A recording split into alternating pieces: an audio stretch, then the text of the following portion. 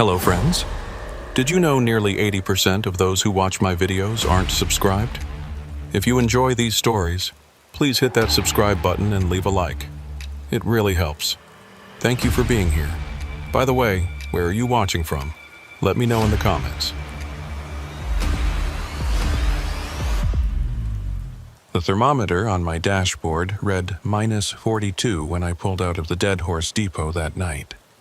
At those temperatures, the distinction between Celsius and Fahrenheit becomes almost meaningless. Cold is cold.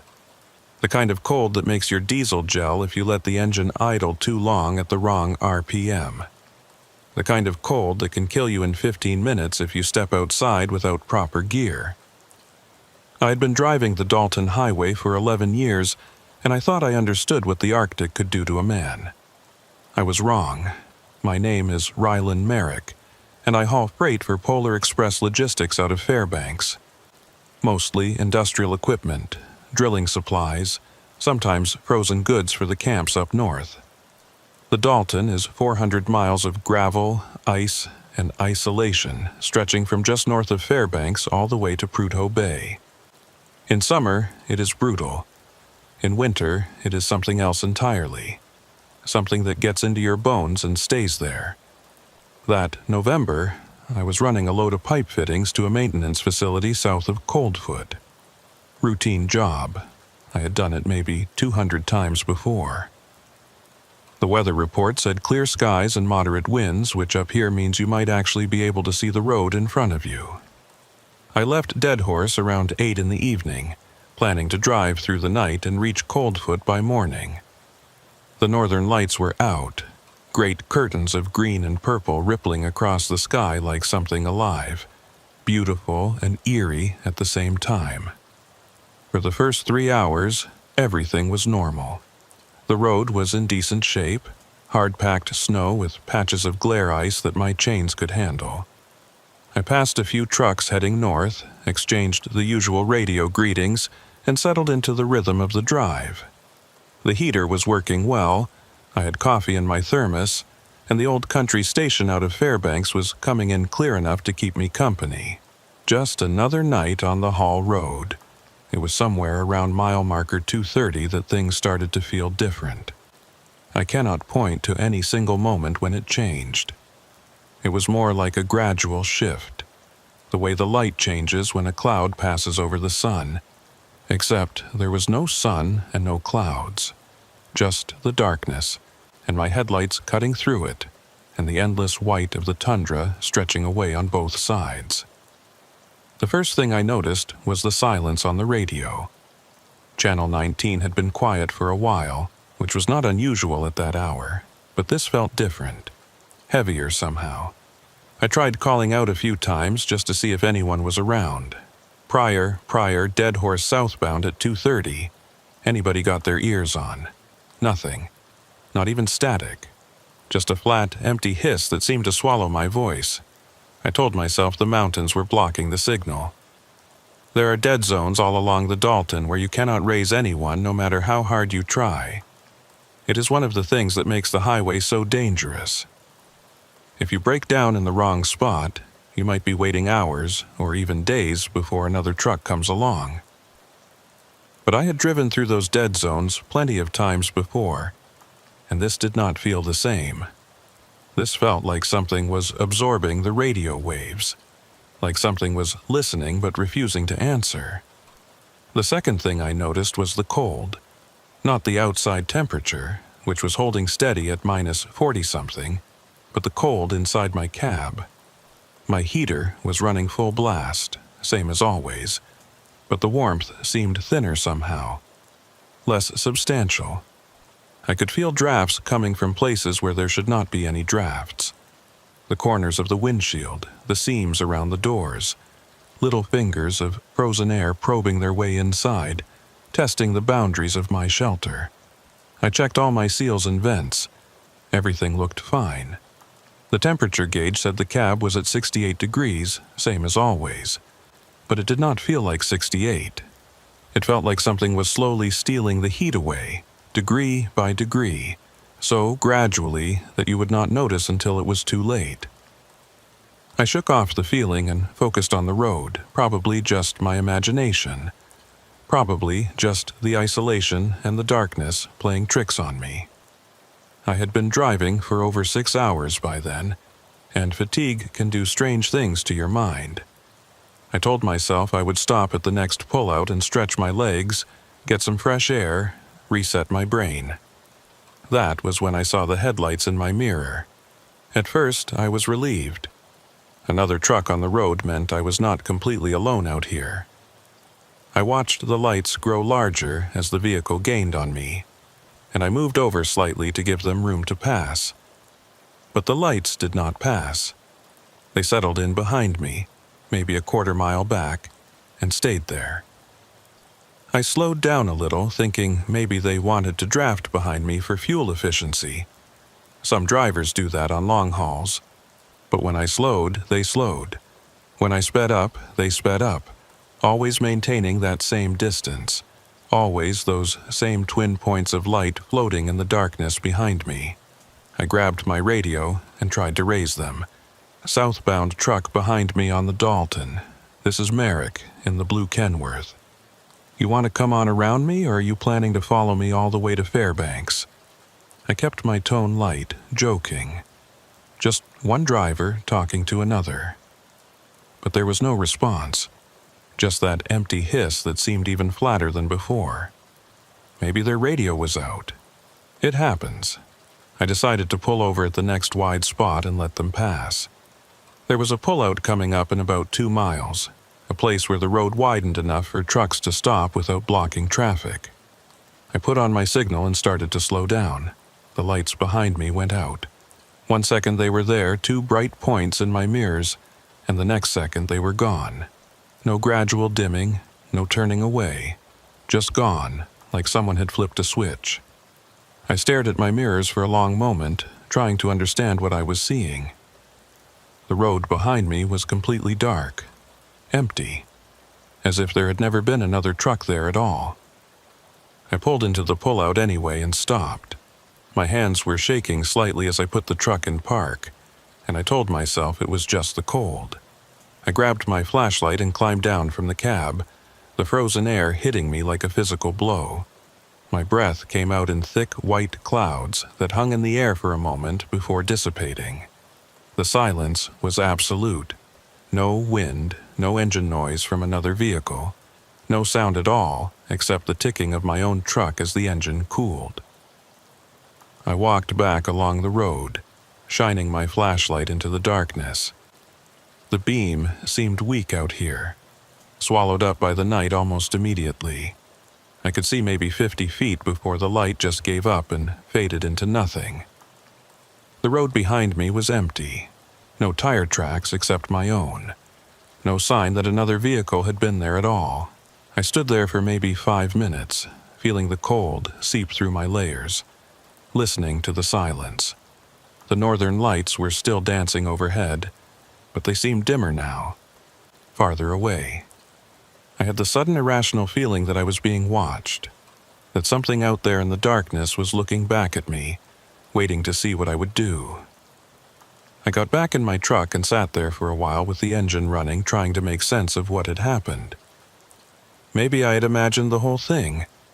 Fatigue hallucination. It was not unheard of on these long night runs. Your eyes play tricks. Your brain fills in patterns that are not there. I had probably seen a reflection from my own lights, or headlights from a truck on a parallel stretch of road, or something else that had a perfectly reasonable explanation. But I did not believe it. I had been driving too long to mistake a reflection for a real vehicle.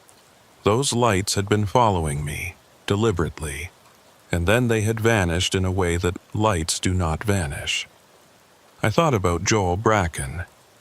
Joel was my regular convoy partner on the longer runs, a solid driver with 20 years on the haul roads. He was supposed to be running ahead of me that night, hauling a load of drilling equipment to the same facility in Coldfoot. We had planned to meet up at the Yukon River crossing and run the rest of the way together. Safety in numbers, especially in winter. But Joel had radioed me that afternoon to say he was running late. Mechanical trouble in Dead Horse. He would be a few hours behind me. I tried to raise him on the radio. "Joel, this is Rylan. You got your ears on, buddy." Nothing. That same flat silence. I tried Marla Kinsey at dispatch, but she was not answering either. The radio was not broken. I could hear the static the empty carrier wave. But no one was responding. I sat there in my cab watching the northern lights pulse and shimmer above the frozen tundra, and I felt more alone than I had ever felt in my life. It was not just the isolation. I had been alone on the road plenty of times. This was something else. This was the feeling that the world I knew had somehow slipped away while I was not looking, and I was now in a place that looked the same but was not the same. A place where the rules were different. I checked my GPS unit. It was showing my position correctly, right there on the Dalton Highway about 30 miles north of the Yukon River. Everything looked normal on the screen. The route, the mile markers, the terrain. But the estimated time to Coldfoot was wrong. It should have said about 3 hours. Instead, it said 7 hours and 42 minutes. I stared at the screen, trying to understand. Maybe the system had recalculated based on traffic or road conditions. But there was no traffic out here, and the road conditions had not changed. I reset the unit and entered my destination again. This time, it said 4 hours and 15 minutes. I reset it again, 6 hours and 3 minutes. Each calculation different from the last, as if the distance to Coldfoot kept changing. I turned off the GPS and pulled back onto the road. I would navigate by mile markers like we used to do before all the electronic equipment. The Dalton Highway is well marked. You always know where you are if you pay attention to the signs. I did not need a satellite to tell me how to get to Coldfoot. I had driven this road hundreds of times. I could do it in my sleep. The next hour was quiet. No more phantom headlights. No more strange feelings. Just me and the road and the endless white landscape. I started to relax a little. Started to think that maybe I had been making something out of nothing. Stress and fatigue and too many hours alone in the dark. It happens to everybody eventually. Then the radio crackled to life. It was not a voice at first, just a sound. A kind of rhythmic pulsing that cut through the static, like someone tapping on a microphone. Tap, tap, tap. 3 beats, then silence. Then 3 more beats. I grabbed the handset and responded. "This is Merrick southbound on the Dalton. Who is trying to reach me?" The tapping stopped. For a moment, there was nothing but the hiss of the open channel. Then a voice. Faint and distorted, like it was coming from very far away, or through some kind of interference. "Turn back." 2 words, that was all. A voice that could have been male or female, could have been young or old. Impossible to tell through the static and distortion. But the words were clear enough. "Turn back."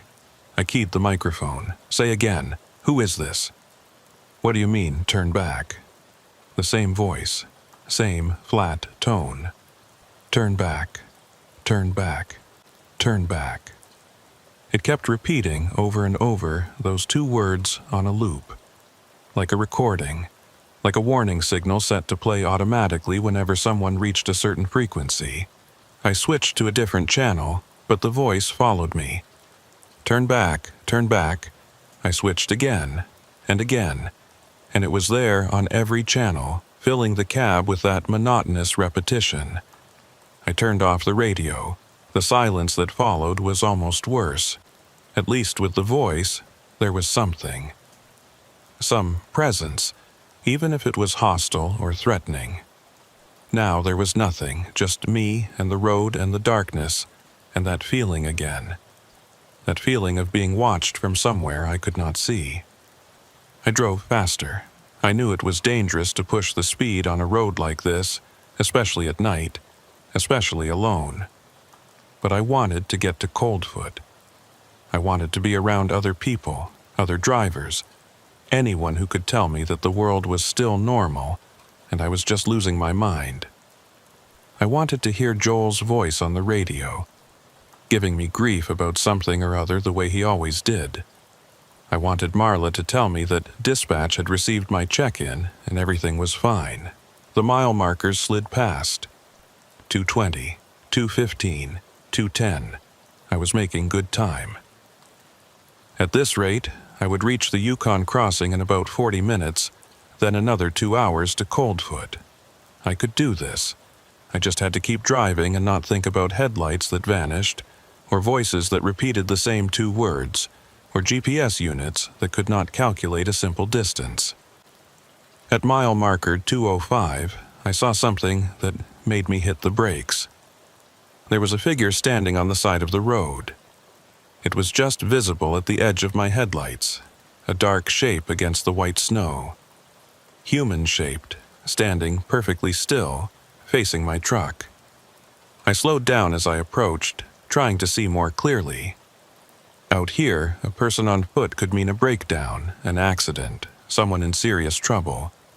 You do not just drive past. No matter what kind of strange night you are having, you stop and check.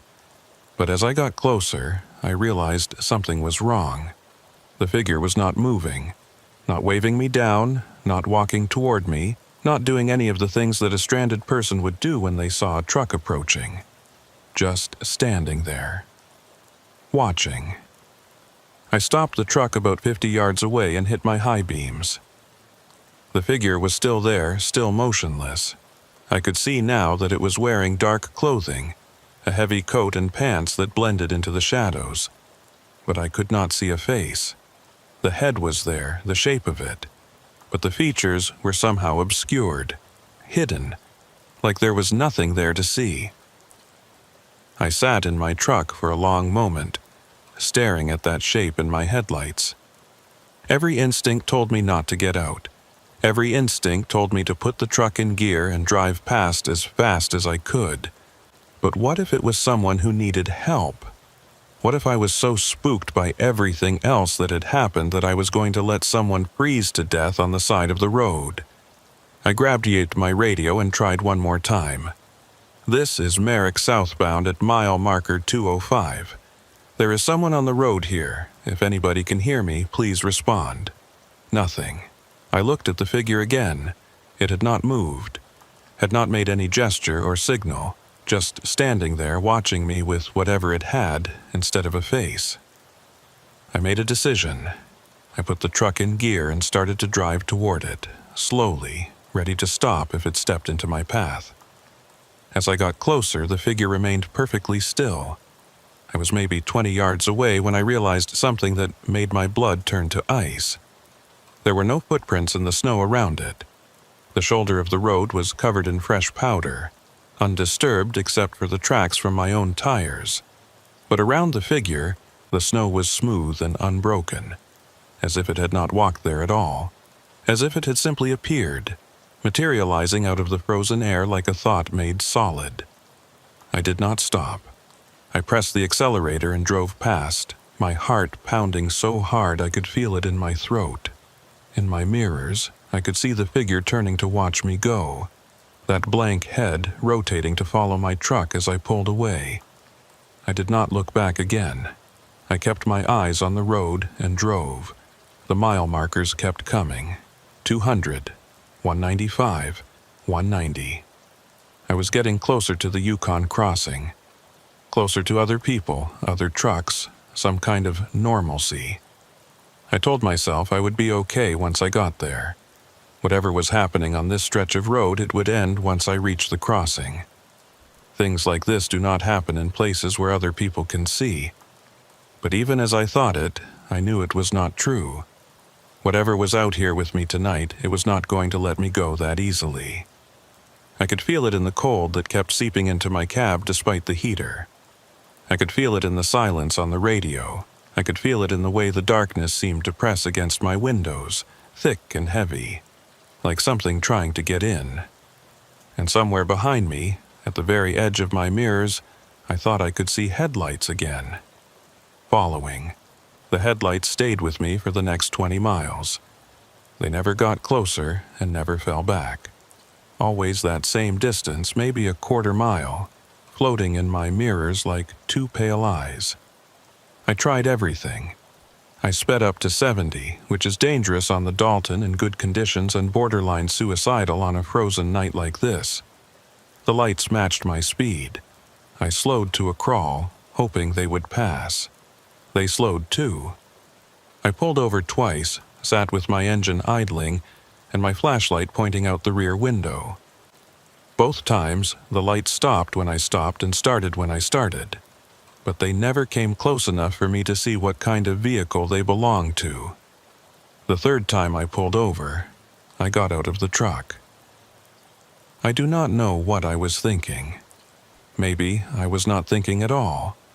Maybe I had just reached the point where not knowing was worse than any possible answer. I grabbed my flashlight and a tire iron from behind the seat and walked back along the road, my boots crunching on the frozen gravel. The cold was savage, worse than before. My face went numb within seconds. My eyes watered and the tears froze on my cheeks. But I kept walking, pointing my flashlight at those distant headlights, trying to see past them to whatever was behind. I walked maybe 200 yards. The headlights did not move. They just sat there, burning in the darkness, watching me approach. I could feel my heart hammering against my ribs. My breath was coming in ragged gasps that crystallized in the air around me. I was scared, more scared than I had ever been in my life. But I was also angry. Angry at whatever was playing this game with me. Angry at my own fear. When I was about 100 yards from the lights, they went out, just like before. 1 second there, the next second gone. I stood in the middle of the road, flashlight shaking in my hand, staring at the empty darkness where the lights had been. Nothing. No engine sound, no movement, no tire tracks in the snow, just the night and the cold and the silence pressing in from all sides. I ran back to my truck. I am not ashamed to admit it. I ran like a frightened child, my lungs burning from the frozen air, my legs clumsy in my heavy gear. I climbed into the cab and locked the doors and sat there shaking for a long time before I trusted myself to drive again. The Yukon River crossing was supposed to be 15 miles ahead. I had been watching the mile markers carefully, counting them down. 185, 180, 175. But when I looked at my odometer, the numbers did not make sense. According to my calculations, I should have reached the crossing by now. I should have seen the bridge, the buildings, the lights of the maintenance station. Instead, there was just more road, more darkness, more empty tundra stretching away under the dancing northern lights. I checked my GPS again. The screen was flickering now, the display jumping between different views like it could not decide what to show me. For a moment, I saw my position clearly, right there on the highway about 5 miles north of the crossing. Then the screen scrambled into static. Then it showed me somewhere else entirely, a location in the Brooks Range that was at least 50 miles from where I should have been. Then static again, then my correct position. Then nothing. I turned it off and drove by instinct. I knew this road. I had driven it so many times that I could feel the curves and grades in my bones. The crossing had to be close. It had to be. The radio came back on by itself. I had not touched it. I had left it off after that voice started repeating. But suddenly it was on again, volume turned up high, filling the cab with static and fragments of sound. I reached for the knob to turn it off, but then I heard something that made me stop. Rylan, my name, spoken clearly through the static. A voice I almost recognized. Rylan, this is Joel. Do you copy? Joel, my convoy partner, the man who was supposed to be running behind me tonight. I grabbed the handset so fast I almost dropped it. Joel, I read you. Where are you, buddy? I have been trying to raise you for hours. Static. Long seconds of nothing. Then his voice again, but different this time. Distorted. like it was being filtered through something that did not quite understand how human speech worked. "I am behind you, Rylan. I have been behind you the whole time." My blood went cold. I looked in my mirrors, but the road behind me was dark. No headlights. No sign of another vehicle. "Joel, I do not see you. What is your position?" "Right behind you." His voice was flat now, emotionless.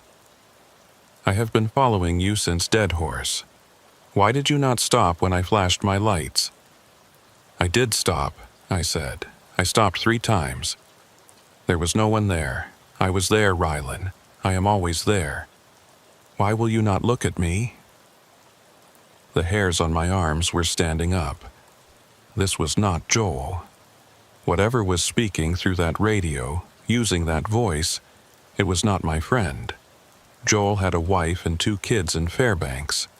Joel told terrible jokes and complained about his back, and always identified himself properly on the radio. He would never talk like this, never sound like this. "Who is this?" I said. "This is not Joel. Who am I talking to?" Silence. Then a sound that might have been laughter, but it was wrong. Too high-pitched, too long. Not a sound that a human throat would make. "You should have turned back, Rylan." The voice was different now, deeper, older. That same voice that had been repeating those 2 words. "Now it is too late." The radio went dead. Not just silent, but dead. The power light off, the display blank. I tried the switch, tried changing channels, tried everything. Nothing worked. The radio was gone. I drove faster. The landscape was changing. I had not noticed it at first, too focused on the road and the radio and the headlights that kept appearing and disappearing. But now I could see that the terrain was not right. The Dalton Highway runs through river valleys and mountain passes, with specific landmarks at specific locations. I knew them all. The gentle curves near the Chandelar Shelf. The steep grades on the south side of Atigan Pass. The long, straight stretch approaching the Yukon. But the road I was on now did not match any of those landmarks. The curves came in the wrong places. The grades were too steep or too shallow. The terrain on either side was unfamiliar. Rock formations and frozen rivers that I had never seen before in 11 years of driving this route.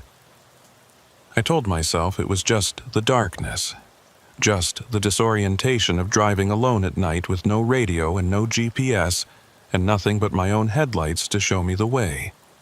But I did not believe it. I knew this road. I knew it like I knew my own name. And this was not it. The snow started about 20 minutes later. It came out of nowhere. One moment the sky was clear, the northern lights still visible overhead.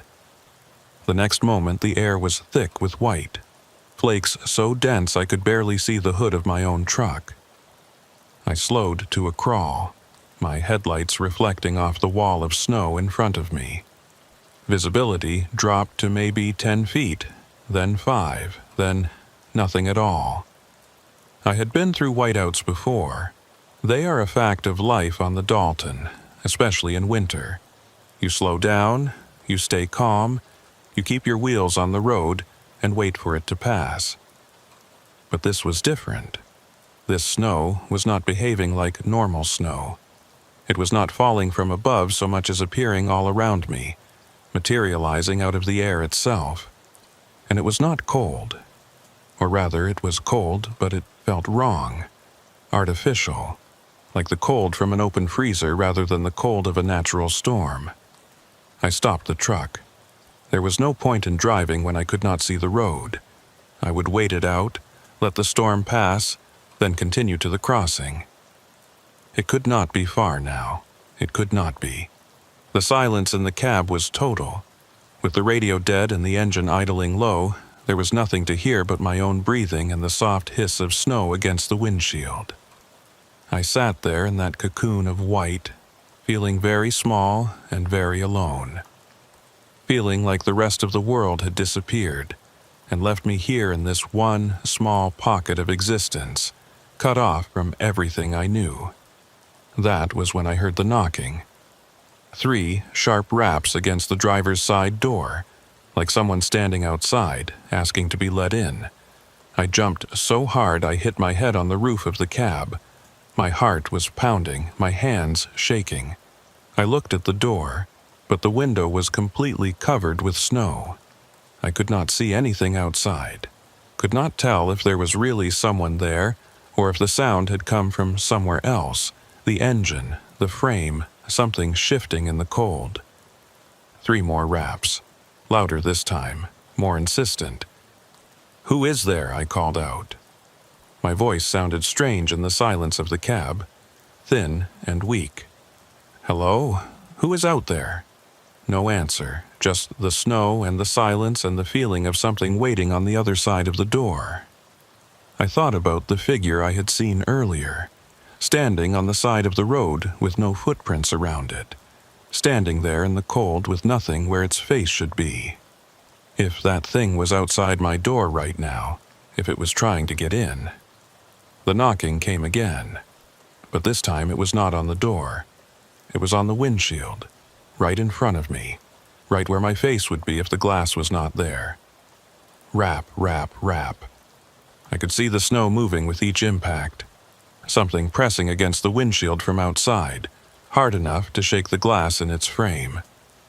I shrank back in my seat, pressing myself against the far side of the cab, as far from the windshield as I could get. My hand found the tire iron on the passenger seat and I gripped it tight, knowing it would be useless against whatever was out there, but needing to hold something solid anyway. The knocking stopped. I sat there for a long time, barely breathing, waiting for it to start again.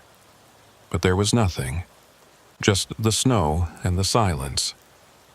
Whatever had been outside my truck, whatever had been trying to get my attention, it had gone away. Or it was waiting.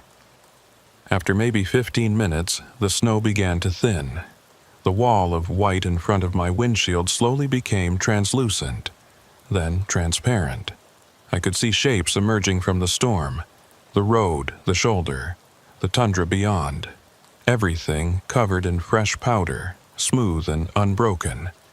I looked around for tracks, footprints, any sign that something had been standing outside my truck.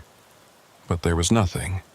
The snow around my vehicle was pristine, undisturbed, just like the snow around that figure on the road, just like there had been nothing there at all.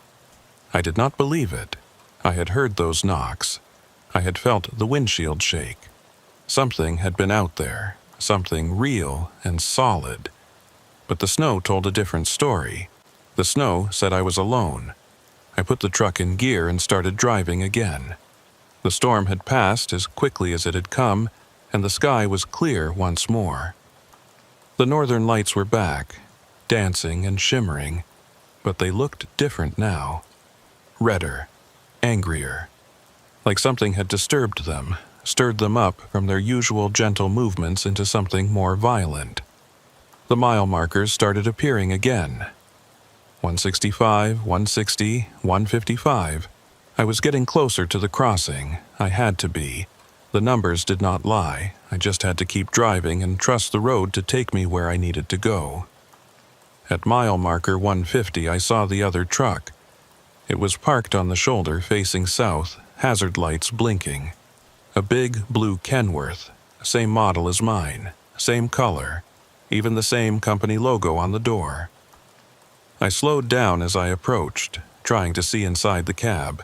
Maybe it was Joel. Maybe he had gotten ahead of me somehow and broken down.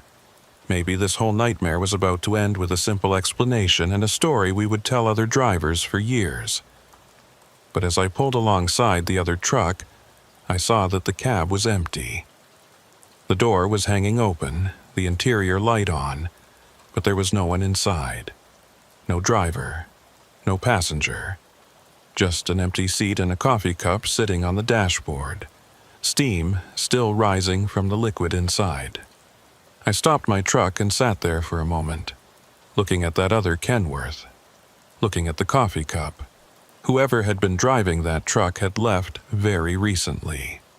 So recently that their coffee was still warm. But where had they gone? There was nothing out here. No buildings, no shelter, no reason for anyone to step away from their vehicle. And in this cold, no one would leave their door hanging open, not for any reason. Not unless they had no choice. I should have driven on. I knew that. Every instinct told me to put my foot on the gas and get away from that empty truck with its open door and its steaming coffee, and its complete absence of any explanation. But I could not. I had to know. I had to understand what was happening on this road tonight. I climbed down from my cab and walked toward the other truck. The cold bit into me immediately, needles of ice piercing through my gear. My breath came out in thick white clouds. My boots crunched on the frozen snow. As I got closer, I could see more details. The truck was identical to mine in every way. Same year, same model, same configuration. Even the same scratches and dents that I had accumulated over years of driving these rough roads. I looked at the door, at the company logo painted there. Polar Express Logistics, my company. And below the logo, the truck number and the driver name. Merrick, my name. On a truck that was not mine. On a truck that was sitting empty on the side of the road with its door hanging open and its coffee still warm. I stood there in the cold, staring at that name, trying to make sense of it, trying to find some explanation that did not involve the impossible. A mistake, a coincidence, another driver with the same name. But even as I thought these things, I knew they were not true. This was not another driver. This was not a mistake. This was my truck. Somehow, impossibly, this was my truck sitting here on the side of the road. Which meant, I looked at my own truck, still idling a few yards away. Looked at the door, at the logo, at the name painted there. Merrick, the same. Both trucks the same. Both names the same. As if I had somehow split in two, and one version of me had kept driving, while another version had stopped here and walked away into the frozen night. Or, as if something else had copied my truck. Made a duplicate. A lure. I backed away from the empty Kenworth, my eyes scanning the darkness around me. Looking for movement.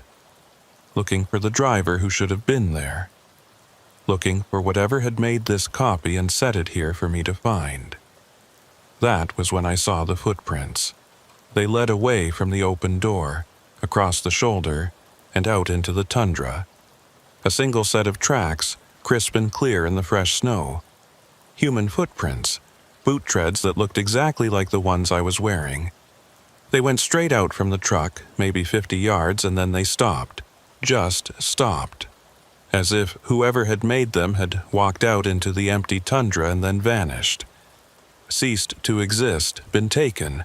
I followed the tracks with my eyes, out to that point where they ended. The snow there was undisturbed, no sign of a struggle, no sign of anything at all. Just the footprints and then nothing. I ran back to my truck. I did not walk, I did not look back. I ran as fast as I could in my heavy gear, my breath tearing at my lungs, my legs burning. I climbed into the cab and slammed the door and locked it and put the truck in gear and drove. I did not look at the other Kenworth as I passed it. I did not want to see it again. I did not want to think about what it meant. The mile markers counted down. 145, 140, 135. I was flying now, driving faster than I should, faster than was safe. But I did not care. I needed to get to the crossing. I needed to find other people, other trucks, some proof that the world still existed beyond this nightmare stretch of road. At mile marker 130, the radio came back on. I had not touched it. The power light was still off, the display still blank, but sound was coming from the speakers. That same rhythmic tapping, that same signal, tap, tap, tap, and then the voice. "You found it, Rylan." The flat, inhuman tone. the words that were not quite words. You found what we left for you. Now you understand. Now you know what happens to drivers who do not turn back. I grabbed the handset and screamed into it. Who are you? What do you want from me? What is happening on this road? Silence. Then that sound that might have been laughter. The road takes what it needs, Rylan. It has taken so many. Drivers who came this way and never left. Drivers who are still here, still driving, still looking for the crossing that they will never reach.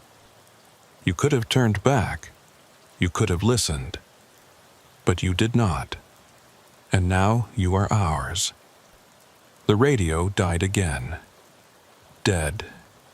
Silent. Cold. I looked at the road ahead of me, at the endless darkness stretching out beyond my headlights. Looked at the mile markers counting down toward a destination that seemed to get farther away the closer I got. Looked at my mirrors, at the empty road behind me. Empty. No headlights. Not anymore. And somehow, that was the most frightening thing of all. I drove for another hour without seeing another vehicle. The mile markers kept counting down, but they had stopped making sense. 125, 120, 115. According to those numbers, I should have crossed the Yukon River 40 miles ago. I should have been well past Coldfoot by now, climbing toward Adigun Pass, leaving this nightmare behind. But the crossing never came. The bridge never appeared.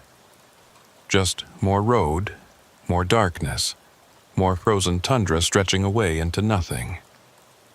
I had stopped checking my odometer. The numbers there did not match the mile markers, and they did not match my own sense of how far I had traveled. Time had become slippery, too.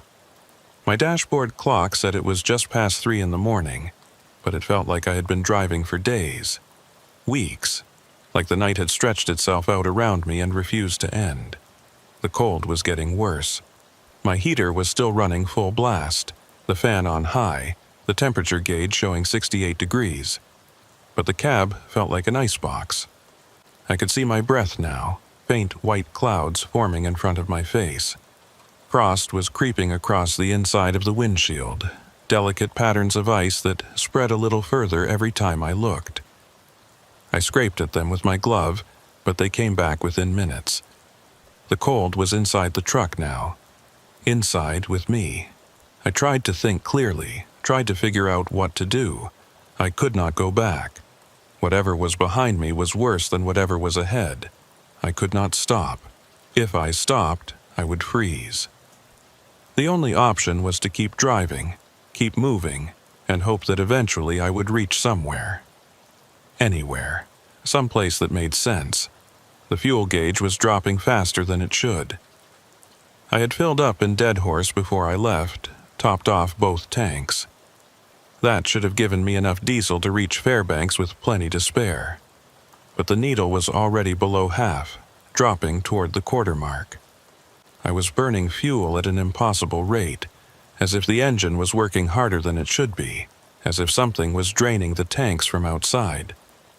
I thought about Joel again. Real Joel, not the thing that had spoken to me through the radio. He should have been behind me somewhere, running the same route, hauling his load to the same destination. If I had kept my speed normal, instead of racing through the night, he might have caught up to me. We might have been running together right now, watching each other's taillights, keeping each other company through the darkness. But I had driven too fast, and he had started too late. And now I was alone out here with whatever was playing these games. The northern lights had changed again. They were no longer dancing. They were pulsing, slow, rhythmic waves of red and green that rolled across the sky like a heartbeat. I had never seen them move like that before. Never seen colors that deep and saturated, that seemed to glow with their own internal light. They were beautiful and terrible at the same time, and I could not stop looking at them even though I knew I should be watching the road. That was when I noticed the other lights. They were not headlights. They were smaller, fainter, scattered across the tundra on both sides of the road.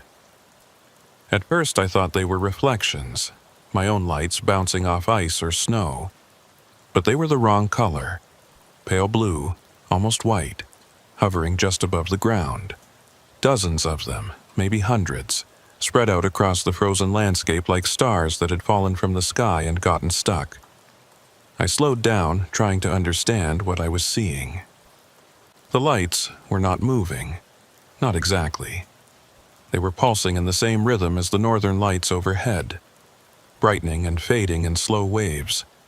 They seemed to be arranged in patterns, clusters and lines that might have been random or might have been deliberate. I could not tell. I could not make sense of any of it. I stopped the truck. I do not know why.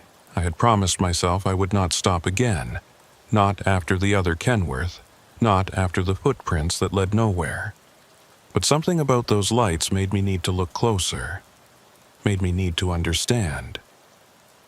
I sat in my cab and stared out at the tundra. The lights were everywhere now, covering the landscape as far as I could see. They were not reflections. They were not natural. They were something else, something that should not exist, and they were surrounding me. One of them started moving. It rose up from the ground, slowly, drifting toward the road, toward my truck. It was maybe the size of a softball, pale blue and glowing, and it moved with a kind of purpose that made my skin crawl, like it knew where it was going, like it was coming for me specifically. I watched it approach, watched it float across the shoulder and come to rest right outside my driver's side window.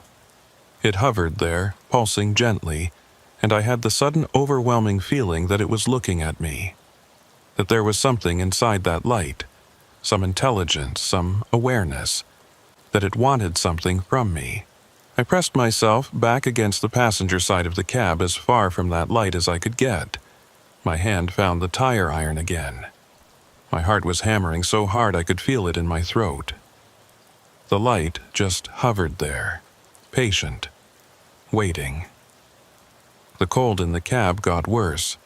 I could feel it now, a physical presence, pressing against my skin, seeping into my bones. Then the light moved again. It drifted forward toward the windshield and passed through. I do not mean it broke the glass. I mean it passed through, like the windshield was not there at all. One moment it was outside, and the next moment it was inside, hovering in the air in front of me. I could feel the cold coming off it. A deep, aching cold that made the Arctic night seem warm by comparison. I could feel something else, too. A pressure in my head. A presence. Something trying to get inside my mind the way it had gotten inside my truck. I swung the tire iron. I do not know what I expected to happen. You cannot hit light. You cannot hurt something that has no substance. But I swung anyway, a wild, desperate swing, and the iron passed through the light and hit the dashboard with a crack that echoed through the cab. The light flickered, wavered. Then it drifted backward, through the windshield again, and rejoined the others outside. For a long moment, nothing happened. The lights just hung there, hovering over the tundra, pulsing in their slow rhythm. Then, all at once, they went out. Darkness. Complete and total. The northern lights were gone too, leaving the sky black and empty. My headlights were the only illumination, two weak beams cutting through the night, showing me the road ahead and nothing else. The cold in the cab began to ease, slowly, degree by degree. The frost on the windshield started to melt. I sat there for a long time, shaking, trying to process what had just happened. The light had come inside my truck. It had been in here with me, and it had tried to do something, tried to get into my head, tried to make contact or take control or I do not know what. If I had not swung at it, if I had just sat there and let it, I did not want to think about that. I put the truck in gear and started driving again. The road ahead was dark and empty. The tundra on either side was dark and empty. Everything was dark and empty. and I was the only thing moving through this frozen void, this place that was not quite the world I knew. The radio came on again. I flinched when I heard the static, my hands jerking on the wheel. But this time it was not the flat voice or the tapping signal. This time it was something else, something that made me lean forward and turn up the volume even though every instinct told me not to. It was music, old music. Country music from decades ago, scratchy and faint like it was being broadcast from very far away. I recognized the song. It was one my father used to play when I was a kid, a Hank Williams tune about loneliness and the open road. I sat there listening to it, this ghost of a song drifting through the static, and for a moment I almost felt okay, almost felt like things might be normal again. Then the song stopped mid-verse and the voice came back. Rylan Merrick, southbound on the Dalton Highway, November 17th. Do you know what day it is, Rylan? I grabbed the handset. What do you mean what day it is? It is November 17th. I left Dead Horse 6 hours ago. Silence. Then that sound that was almost laughter. 6 hours. Is that what you think? Is that what your clock tells you? I looked at the dashboard. The clock still said 3:15. The same time it had said when I looked at it half an hour ago. The same time it had said when I looked at it an hour before that. The numbers were not changing. The clock had stopped. How long? I said into the handset. How long have I been out here? Long enough. The voice was different now, softer, almost sad. Long enough that they have stopped looking for you. Long enough that your name is on the list with all the others. All the drivers who came this way and never reached the other side. I felt something cold settle in my stomach. Colder than the Arctic air. Colder than the light that had tried to get inside my head. A cold that came from understanding, from knowing. Joel, I said, is Joel on that list? Joel turned back. The voice was flat again, emotionless. Joel listened. Joel is home with his family right now, wondering what happened to you. Wondering why you did not listen when he tried to warn you. Joel never warned me. Joel never said anything about turning back. No, but we did. We warned you, and you did not listen. None of you ever listen. You think the road belongs to you. You think you can drive through any night and reach the other side. But the road does not belong to you, Rylan. You belong to the road. The radio went silent. I drove on. I did not know what else to do. The mile markers had stopped appearing. The road just went on, straight and flat and endless. I could not see any landmarks, any signs, anything that would tell me where I was or how far I had to go. Just the road and the darkness and my headlights pushing back the night. The fuel gauge was almost on empty now. I had maybe 20 miles left, maybe less. When the diesel ran out, the engine would die. The heater would stop. The cold would come inside for real. Not the creeping cold that had been testing my defenses, but the killing cold. The cold that would freeze me solid in my cab and leave me there for whoever found me. If anyone ever found me. I thought about my wife.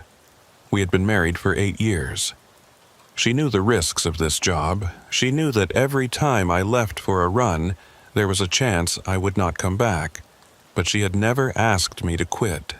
She understood that this was who I was, that driving was in my blood, that I needed the road the way other men needed air or water. She just asked me to be careful, to come home safe. I was not going to come home safe. I knew that now. Whatever was happening on this road tonight, it was not going to let me go. It had taken too many others. It was not going to make an exception for me. The engine coughed. I looked at the fuel gauge. The needle was below the red line now, down in the zone where the tanks were supposed to be empty. But the engine kept running, coughing and sputtering, fighting to stay alive. I nursed the throttle, trying to coax every last drop of diesel through the injectors, trying to make it just a little farther. A light appeared ahead, not the pale blue lights from the tundra. This was different. Yellow. Warm. The kind of light that comes from buildings and windows and places where people live. I sat up straighter, hardly daring to believe it. A light meant a town, a station, a shelter. A light meant other people. A light meant I was not alone. The engine coughed again, harder this time, and the truck began to slow. I pressed the accelerator, but there was nothing left to give. The diesel was gone. The engine was running on fumes and faith, and neither of those would last much longer. The light was getting closer. I could see the shape of a building now, a low structure with windows and a door and smoke rising from a chimney. A roadhouse. One of the old roadhouses that used to be scattered along the Dalton before most of them closed down. I had heard stories about them, these relics from the pipeline days, but I had never seen one still operating. Never even knew any were left. The engine died when I was maybe 100 yards from the building.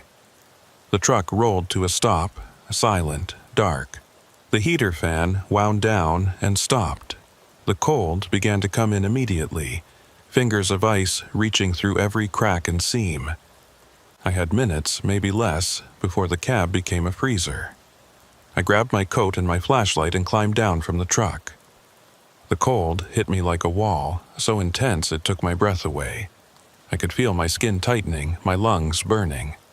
The roadhouse was 100 yards away. I just had to make it 100 yards. I started walking, running. My legs were stiff from hours in the cab, and my gear was heavy, and the cold was doing everything it could to stop me. But the light was there, warm and yellow and real, and I kept my eyes on it and did not look back. The door of the roadhouse opened when I was maybe 20 feet away. A figure stood there, backlit by the glow from inside. I could not see features, could not tell if it was a man or a woman, just a shape, waiting, watching me approach.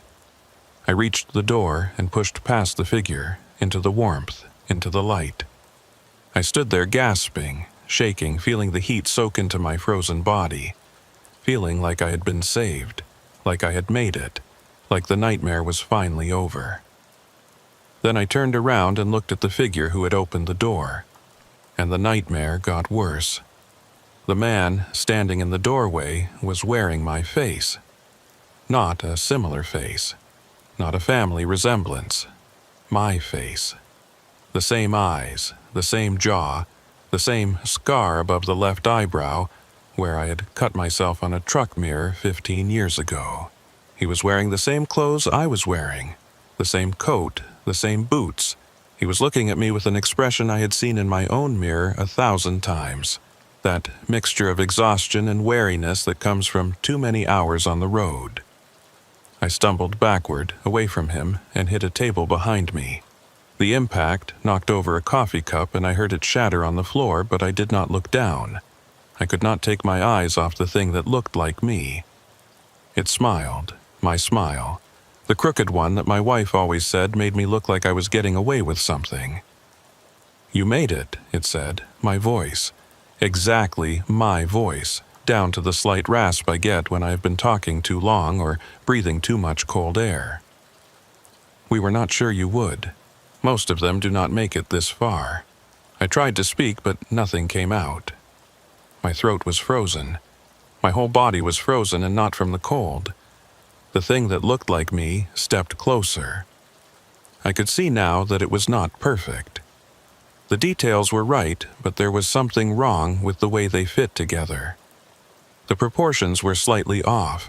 The movements were too smooth, too fluid, like something that had learned to imitate a human being but did not quite understand how the pieces were supposed to work.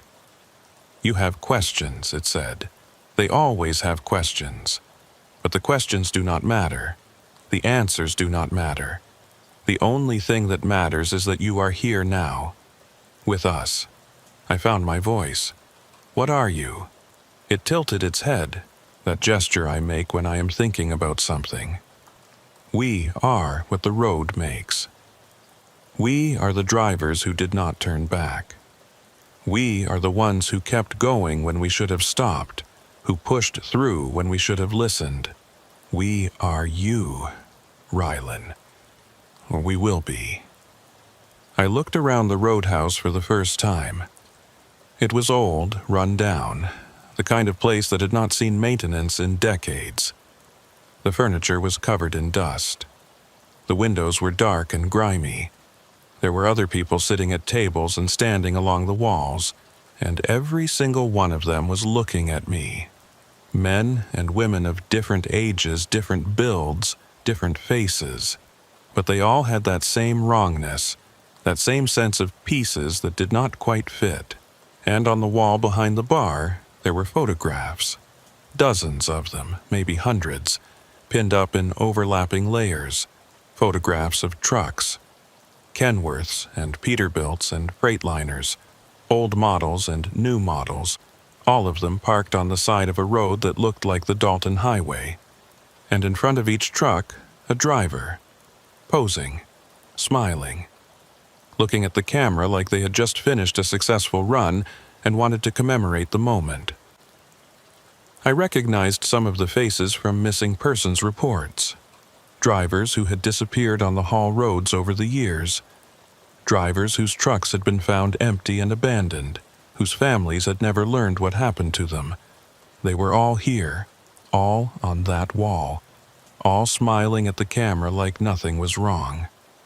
You will be on the wall too, the thing with my face said. Everyone ends up on the wall eventually. It is not so bad. You get used to it. You forget what it was like before. You forget that you ever wanted anything else. No. I backed towards the door, my hands out in front of me like that could stop them if they decided to rush me. I am not staying here. I am getting back in my truck, and I am driving out of here, and I am going home. Your truck is empty. No fuel, and even if it was not, it would not matter. You cannot drive out of here, Rylan. No one drives out. The only way out is to walk, and no one survives the walk.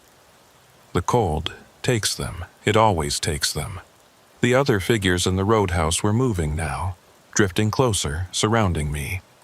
I could see their faces more clearly, and the wrongness was more obvious up close.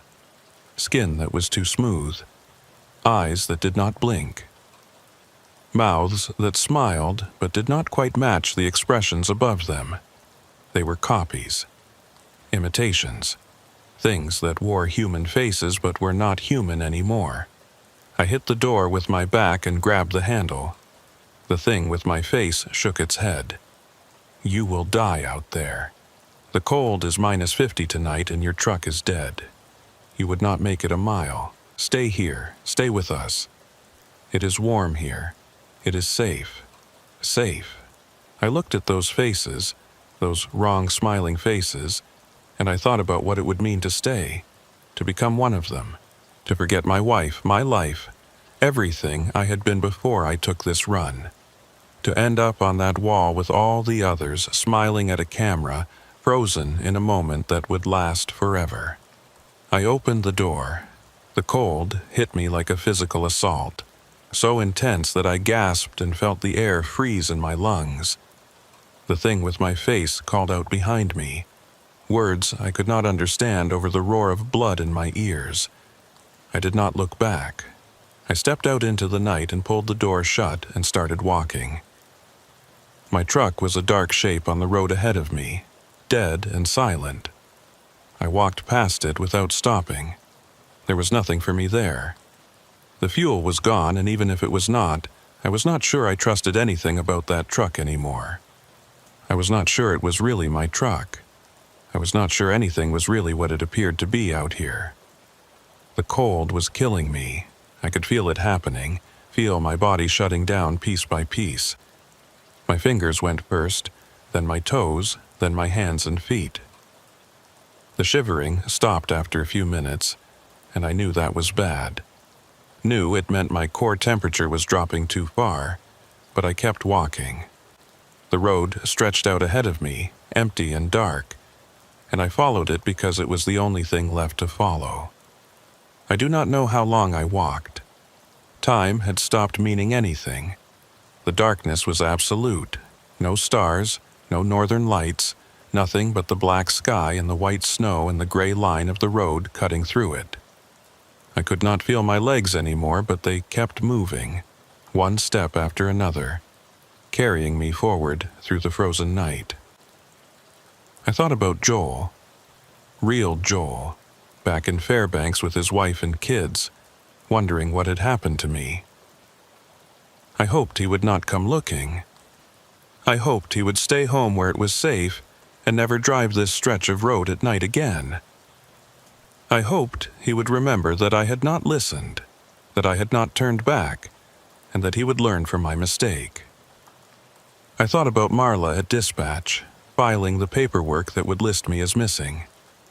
Another driver who went out and did not come back.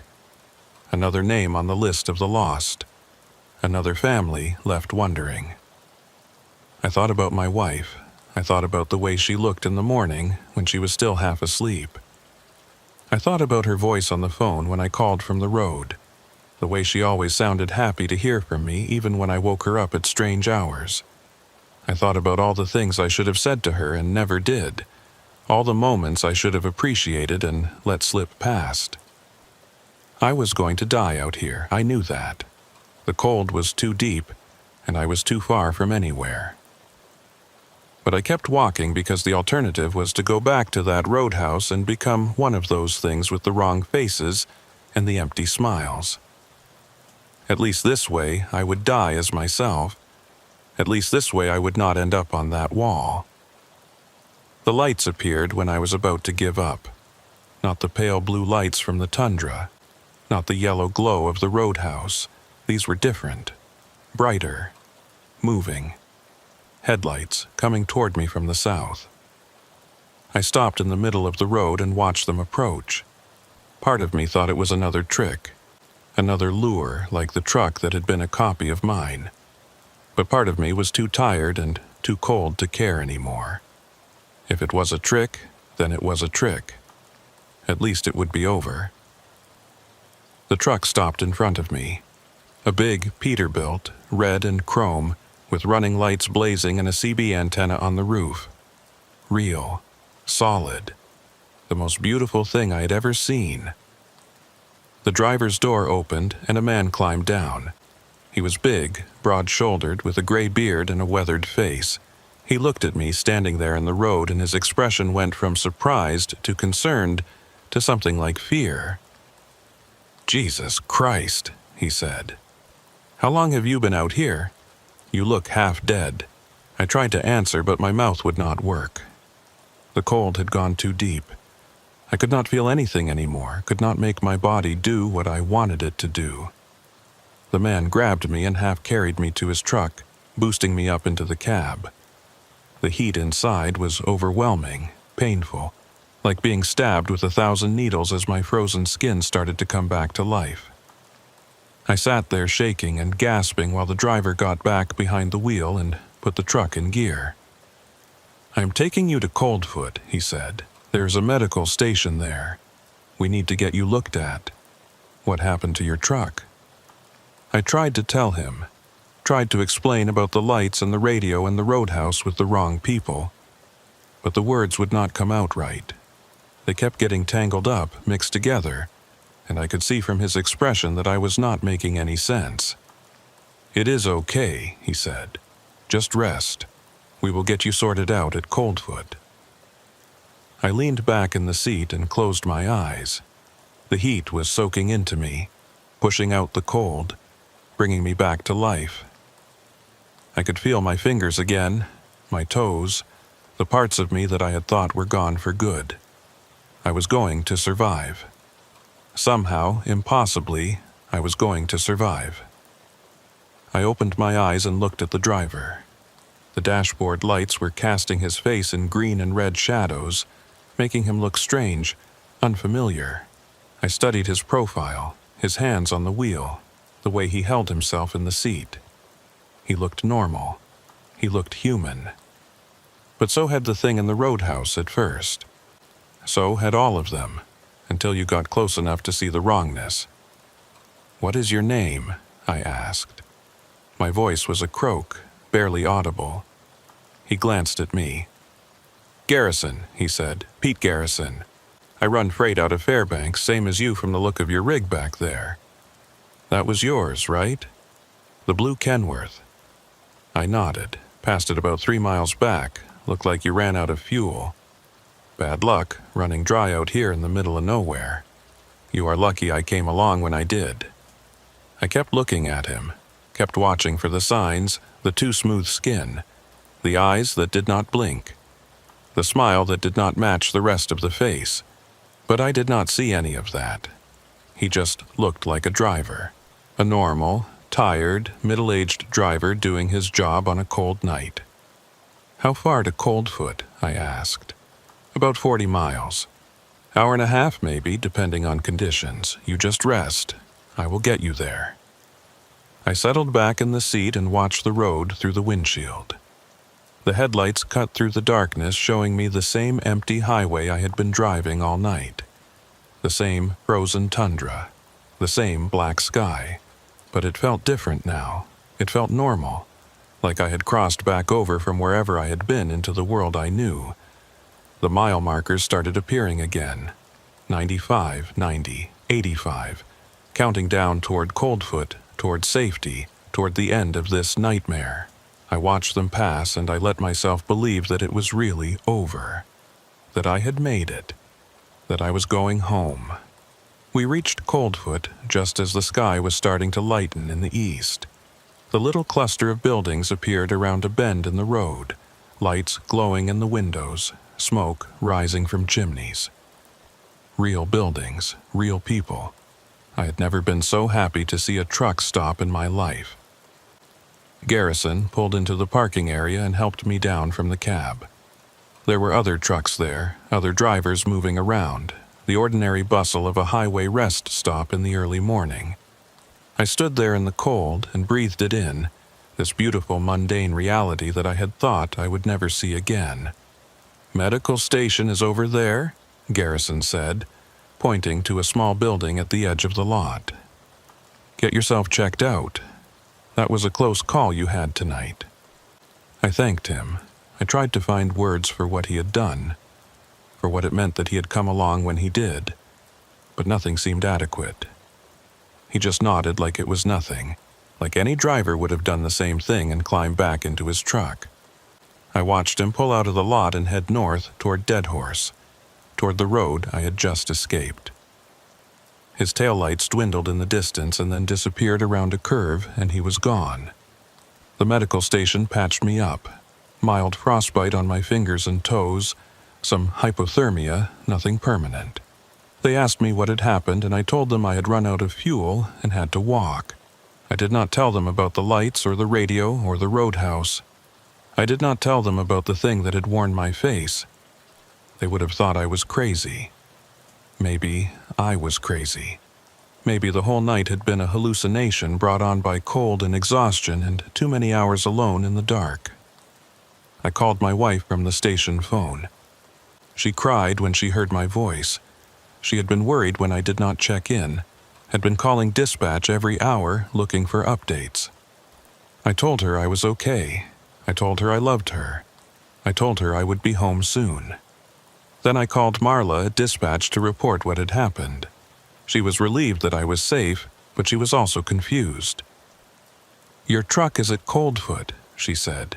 "It arrived about 2 hours ago. One of our other drivers brought it in. Said he found it on the side of the road with the engine running and no one inside. Figured you had caught a ride with someone and he should not leave it out there." I felt something cold move through me that had nothing to do with the weather. "What driver?" I said. "Who brought it in?" She checked her records. "Pete Garrison. He runs the Deadhorse route, same as you. Said he tried to raise you on the radio but did not get any answer, so he just drove your truck to Coldfoot and left it in the lot." I went outside and looked at the parking area. My truck was there. The blue Kenworth. sitting in a spot near the fuel island looking exactly the way it had when I left Dead Horse a lifetime ago. I walked over to it slowly, my heart pounding, my hands shaking. The cab was empty. The keys were in the ignition. The fuel gauge was showing full. Full. Like it had never been empty at all, like the whole night of driving and running out of diesel and walking through the frozen dark had never happened. I climbed inside and sat in the driver's seat. Everything was the same. Everything was exactly the way I had left it. My coffee thermos in the cup holder, my logbook on the dash, my coat hanging on the hook behind the seat. The coat I was wearing right now. The coat I had been wearing all night. I looked at the coat on the hook. I looked at the coat I was wearing. They were the same coat, the exact same coat. Something on the dashboard caught my eye. A photograph tucked into the corner of the windshield where the sun visor meets the glass. I pulled it out and looked at it. It was a picture of me, standing in front of my truck on the side of a road that looked like the Dalton Highway, smiling at the camera, looking like I had just finished a successful run and wanted to commemorate the moment. I had never taken that photograph. I had never seen it before. But there I was, smiling, happy, frozen in a moment that would last forever. I thought about that wall in the roadhouse. All those drivers. All those photographs. All those people who had gone out on the road and never come back. I thought about Pete Garrison, who had picked me up in the middle of nowhere and driven me to safety. Pete Garrison, who had somehow also brought my truck to Coldfoot at the same time. Pete Garrison, whose face I had watched all during that ride, looking for signs of wrongness, looking for proof that he was one of them. I never saw any signs, but that did not mean they were not there. I left Coldfoot that morning and drove south, toward Fairbanks, toward home. I have not driven the northern route since then. I have not gone back to Dead Horse or run the Hall Road at night. I told my company I needed a different route and they gave me one, no questions asked. Maybe they could see something in my face. Maybe they had heard stories from other drivers. Maybe they knew. I still have the photograph. I do not know why I kept it. I should have burned it. I should have thrown it away and never thought about it again. But I kept it, and sometimes, late at night when I cannot sleep, I take it out and look at it. The man in the photograph is me. I am sure of that. Same face, same eyes, same scar above the left eyebrow. But there is something wrong with the way he is smiling. Something that does not quite fit. And sometimes, when I look at that photograph, I am not sure which one of us made it out of that roadhouse. I am not sure which one of us is still out there.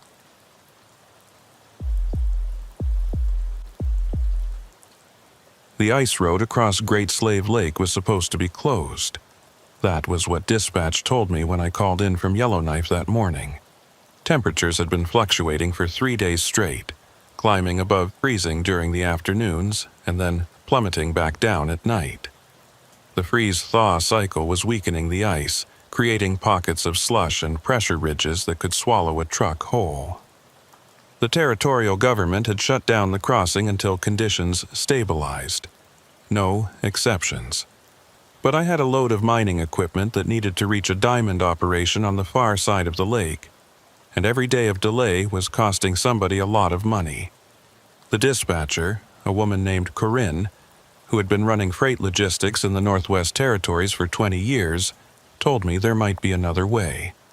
An older route that followed the eastern shore of the lake instead of cutting straight across. It added 6 hours to the trip and the road was rough, but it was still open. Technically, I should have waited. I knew that even then. But I had been driving ice roads for 9 years, and I had developed the kind of confidence that comes from surviving things that should have killed you. I had driven through whiteouts that reduced visibility to 0. I had crossed ice that groaned and cracked beneath my wheels. I had spent nights in my cab at 50 below, listening to the metal contract and wondering if the engine would start in the morning. I thought I knew what the North could do. I thought I was ready for anything. My name is Dawson Pike, and I was wrong. I left Yellowknife around noon, heading northeast on the winter road toward the lake. The sky was overcast, a flat, gray ceiling that seemed to press down on the landscape and squeeze out all the color. The trees along the road were black skeletons against the snow, birch and spruce stripped bare by the wind. There was no traffic. I had the road to myself, just me and 40 tons of drilling equipment and the silence of the northern bush. The route Corinne had given me was not on any of my maps. She had described it over the phone, turn by turn, and I had written the directions on a piece of paper that I kept on the dashboard. It was old, she said, a road from the early days of the mining boom, before they built the main ice crossing. Some of the markers might be missing. Some of the landmarks might have changed.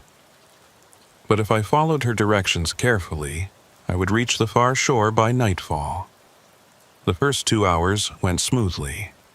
The road was rough but passable, frozen gravel and packed snow that my chains could handle. I made decent time, watching the mile markers count up as I pushed deeper into the bush. The overcast sky began to break up around mid-afternoon, patches of blue appearing between the clouds, and I started to think that maybe this run would not be so bad after all.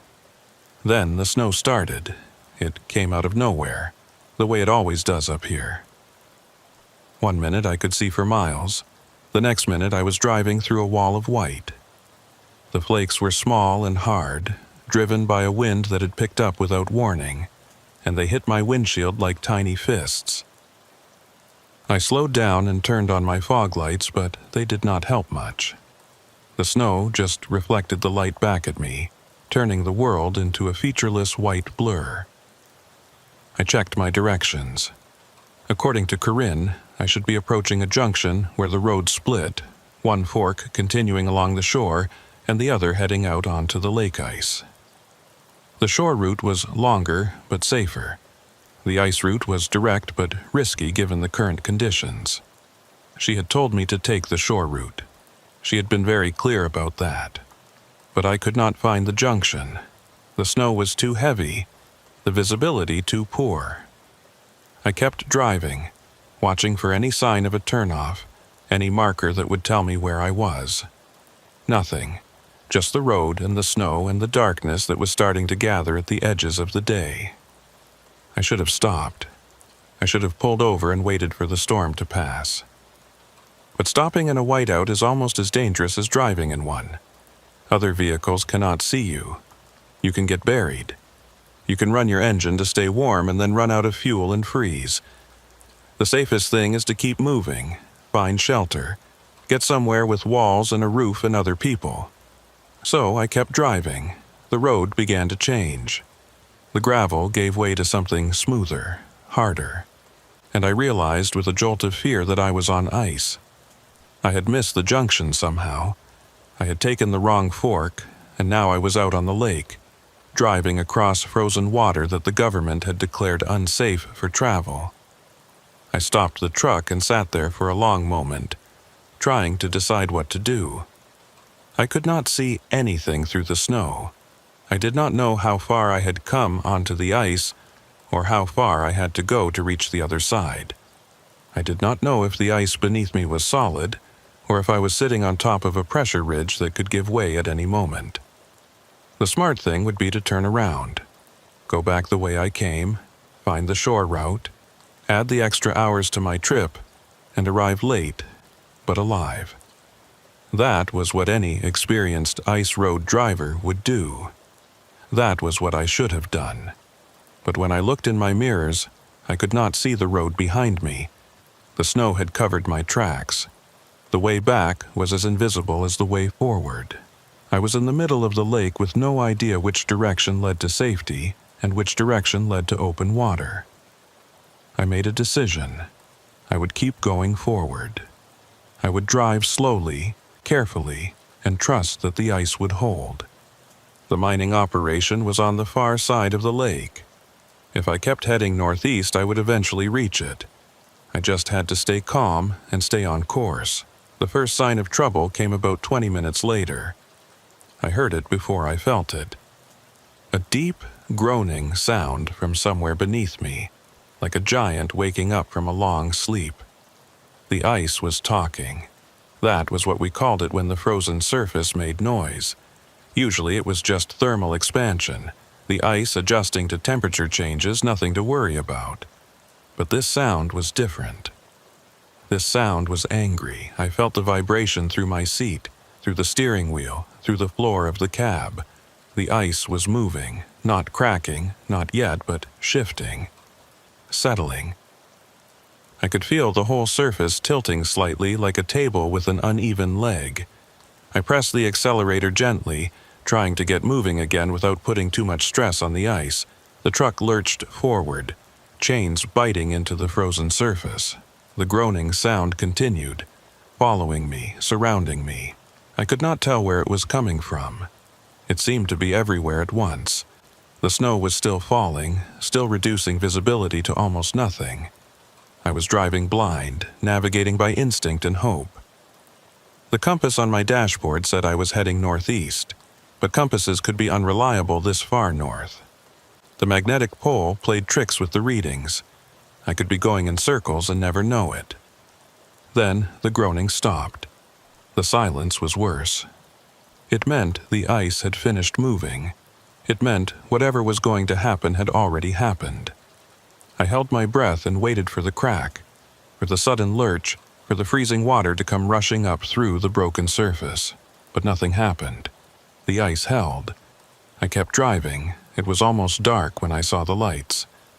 They appeared out of the snow like a mirage, faint at first and then brighter as I got closer. A building, some kind of structure on the shore of the lake. I could see windows glowing with yellow light and smoke rising from a chimney. A roadhouse, one of the old supply stations that used to serve the mining camps before the main routes were established. I did not know there was a roadhouse on this part of the lake. Corinne had not mentioned it. But I was not going to question my luck. I needed to get off the ice. I needed shelter, warmth, a chance to wait out the storm and figure out where I was. I turned toward the lights and drove. The shore came up faster than I expected. One moment I was on ice, the next moment I was climbing a shallow bank onto solid ground. The roadhouse was just ahead, a long, low building made of logs and corrugated metal. It looked old, decades old, but the lights were on and smoke was coming from the chimney. Someone was there, someone who could help me. I parked my truck in front of the building and climbed down from the cab. The wind hit me immediately, driving snow into my face and stealing my breath. I pulled my hood up and walked toward the door, my boots crunching on the frozen ground. There was no sign, no name on the building. Just a plain wooden door with a small window set into it. I knocked, no answer. I knocked again, harder, still nothing. I tried the handle and the door swung open. The inside of the roadhouse was warm. That was the first thing I noticed. Warm and dry and lit by oil lamps that cast flickering shadows on the walls. There was a main room with a counter and some tables and chairs, and a hallway leading back to what I assumed were private rooms. A fire was burning in a stone fireplace at the far end of the room, but there was no one there, no staff behind the counter, no customers at the tables. The place was empty. "Hello," I called out. "Anyone here?" No answer, just the crackle of the fire and the moan of the wind outside. I walked further into the room, looking around.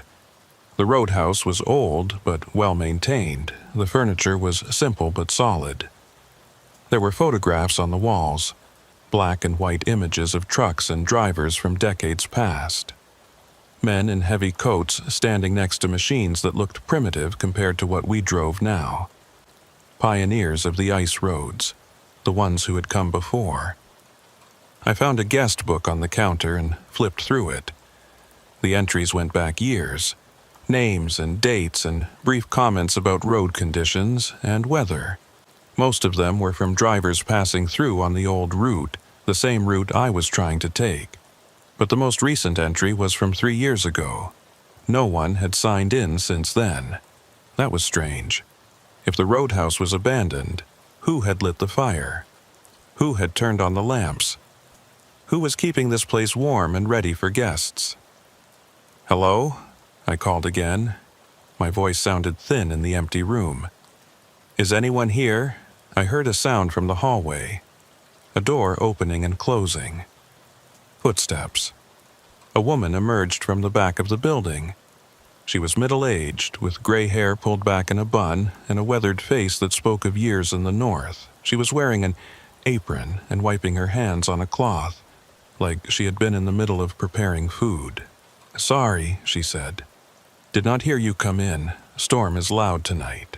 I apologized for barging in and explained my situation. Lost on the ice crossing, caught in the whiteout, looking for shelter until the storm passed. She nodded like she had heard the story before.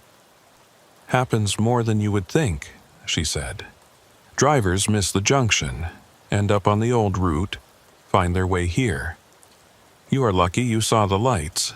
Not everyone does." I asked her name. "Maeve Cotter," she said. She ran the roadhouse with her husband, had been doing it for almost 30 years. I did not ask where her husband was. Something in her tone suggested I should not. She offered me food and a room for the night. I accepted gratefully. While she went to prepare something in the kitchen, I sat at one of the tables near the fire and tried to warm up. The heat felt good on my face and hands, but I could not shake the chill that had settled into my bones. It was not just the cold from outside, it was something else. Something about this place. I looked at the photographs on the walls again. The drivers in those pictures were all smiling, posing proudly next to their trucks. But there was something wrong with the images. Something I could not quite identify. The men looked happy, but their eyes did not match their smiles.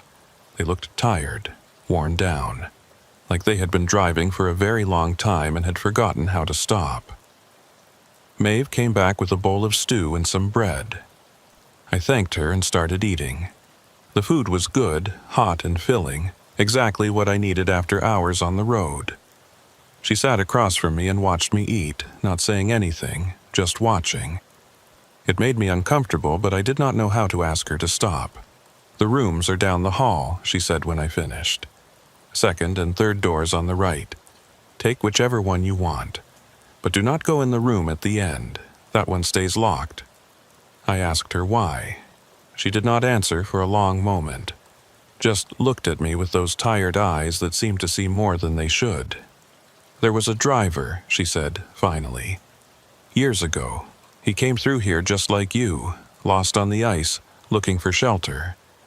We gave him a room. That room. But he was not right. Something had happened to him out on the lake, something that changed him.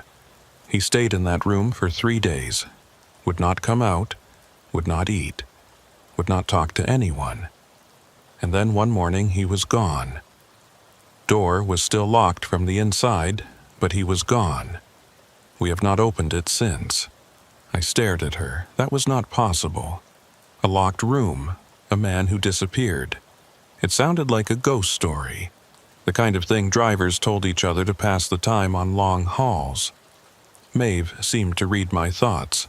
"Believe what you want," she said, "but stay out of that room, for your own sake." I finished my meal and took my bag down the hall. The second room was small but clean, with a bed and a dresser and a window that looked out onto the storm. I could hear the wind howling outside, could see the snow driving past in horizontal sheets. I was glad to be inside, glad to be warm and safe and off the ice. But I could not stop thinking about that room at the end of the hall. I lay in bed and listened to the sounds of the roadhouse. The creak of the walls in the wind. The crackle of the fire in the main room. The occasional footsteps as Maeve moved around, doing whatever she did to keep this place running.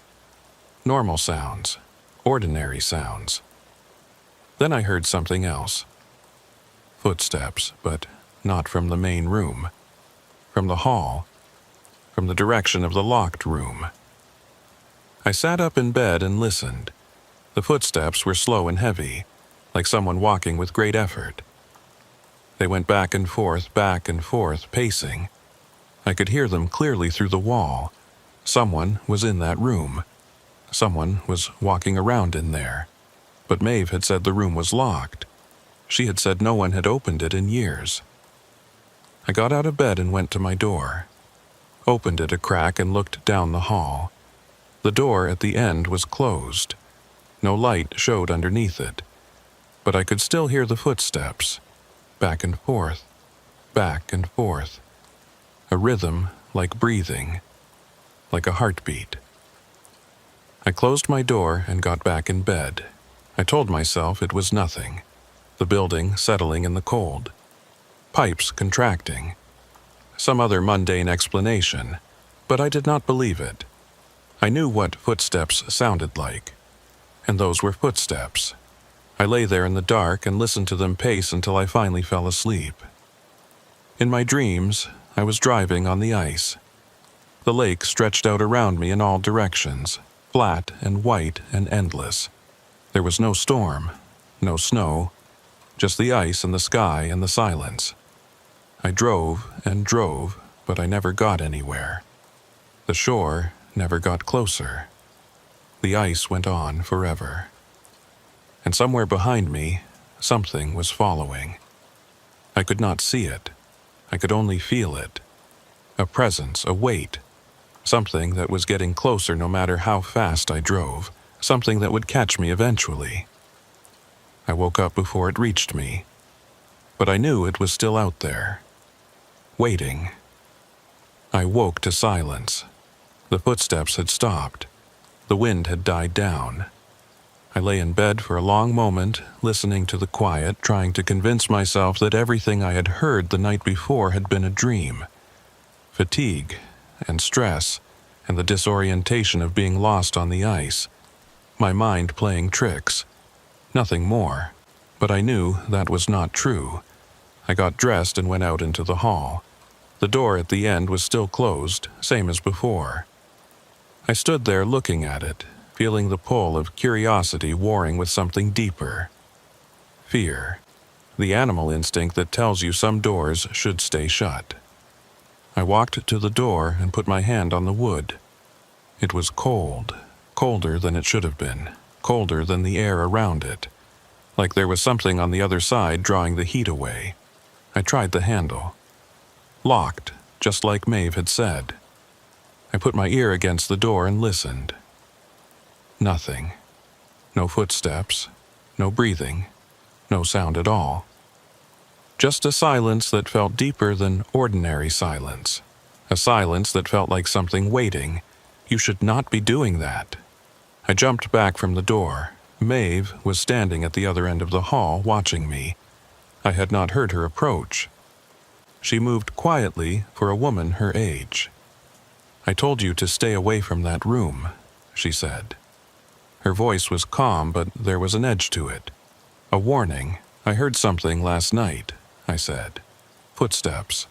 Someone was walking around in there." Maeve did not answer right away. She just looked at me with those tired eyes, and I saw something in them that I had not noticed before. Not just weariness. Resignation. The look of someone who has seen something they cannot explain and has given up trying. "There is no one in that room," she said finally.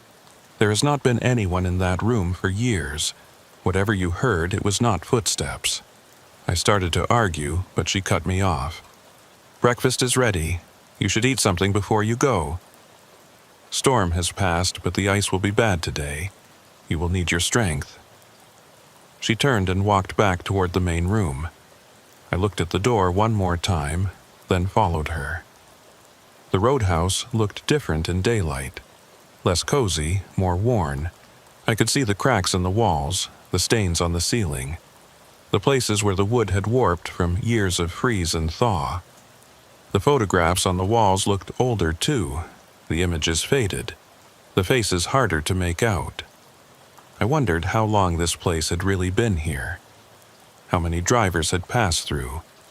How many had made it to the other side. I ate the breakfast Maeve put in front of me. Eggs and bacon and toast, simple fare but filling. She did not join me, just stood behind the counter and watched me eat like she had the night before.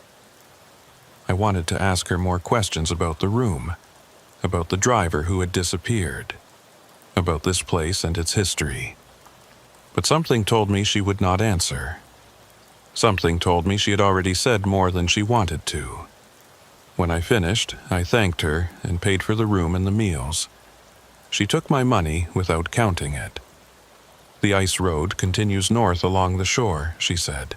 "About 2 miles out you will see a marker, a red flag on a pole. That is where you turn east onto the lake. The ice should be solid there, but go slow. Listen for cracking. If you hear anything, stop and back up. Do not try to push through." I asked her about the mining operation, how much farther it was, how long it would take to get there. "You will reach it by nightfall if the ice holds," she said. "But the ice does not always hold. Sometimes it has other plans." I did not know what that meant, and she did not explain. I thanked her again and went outside. The storm had passed, just like she said. The sky was clear and pale, almost white, and the sun was a bright smear on the horizon that gave light but no warmth.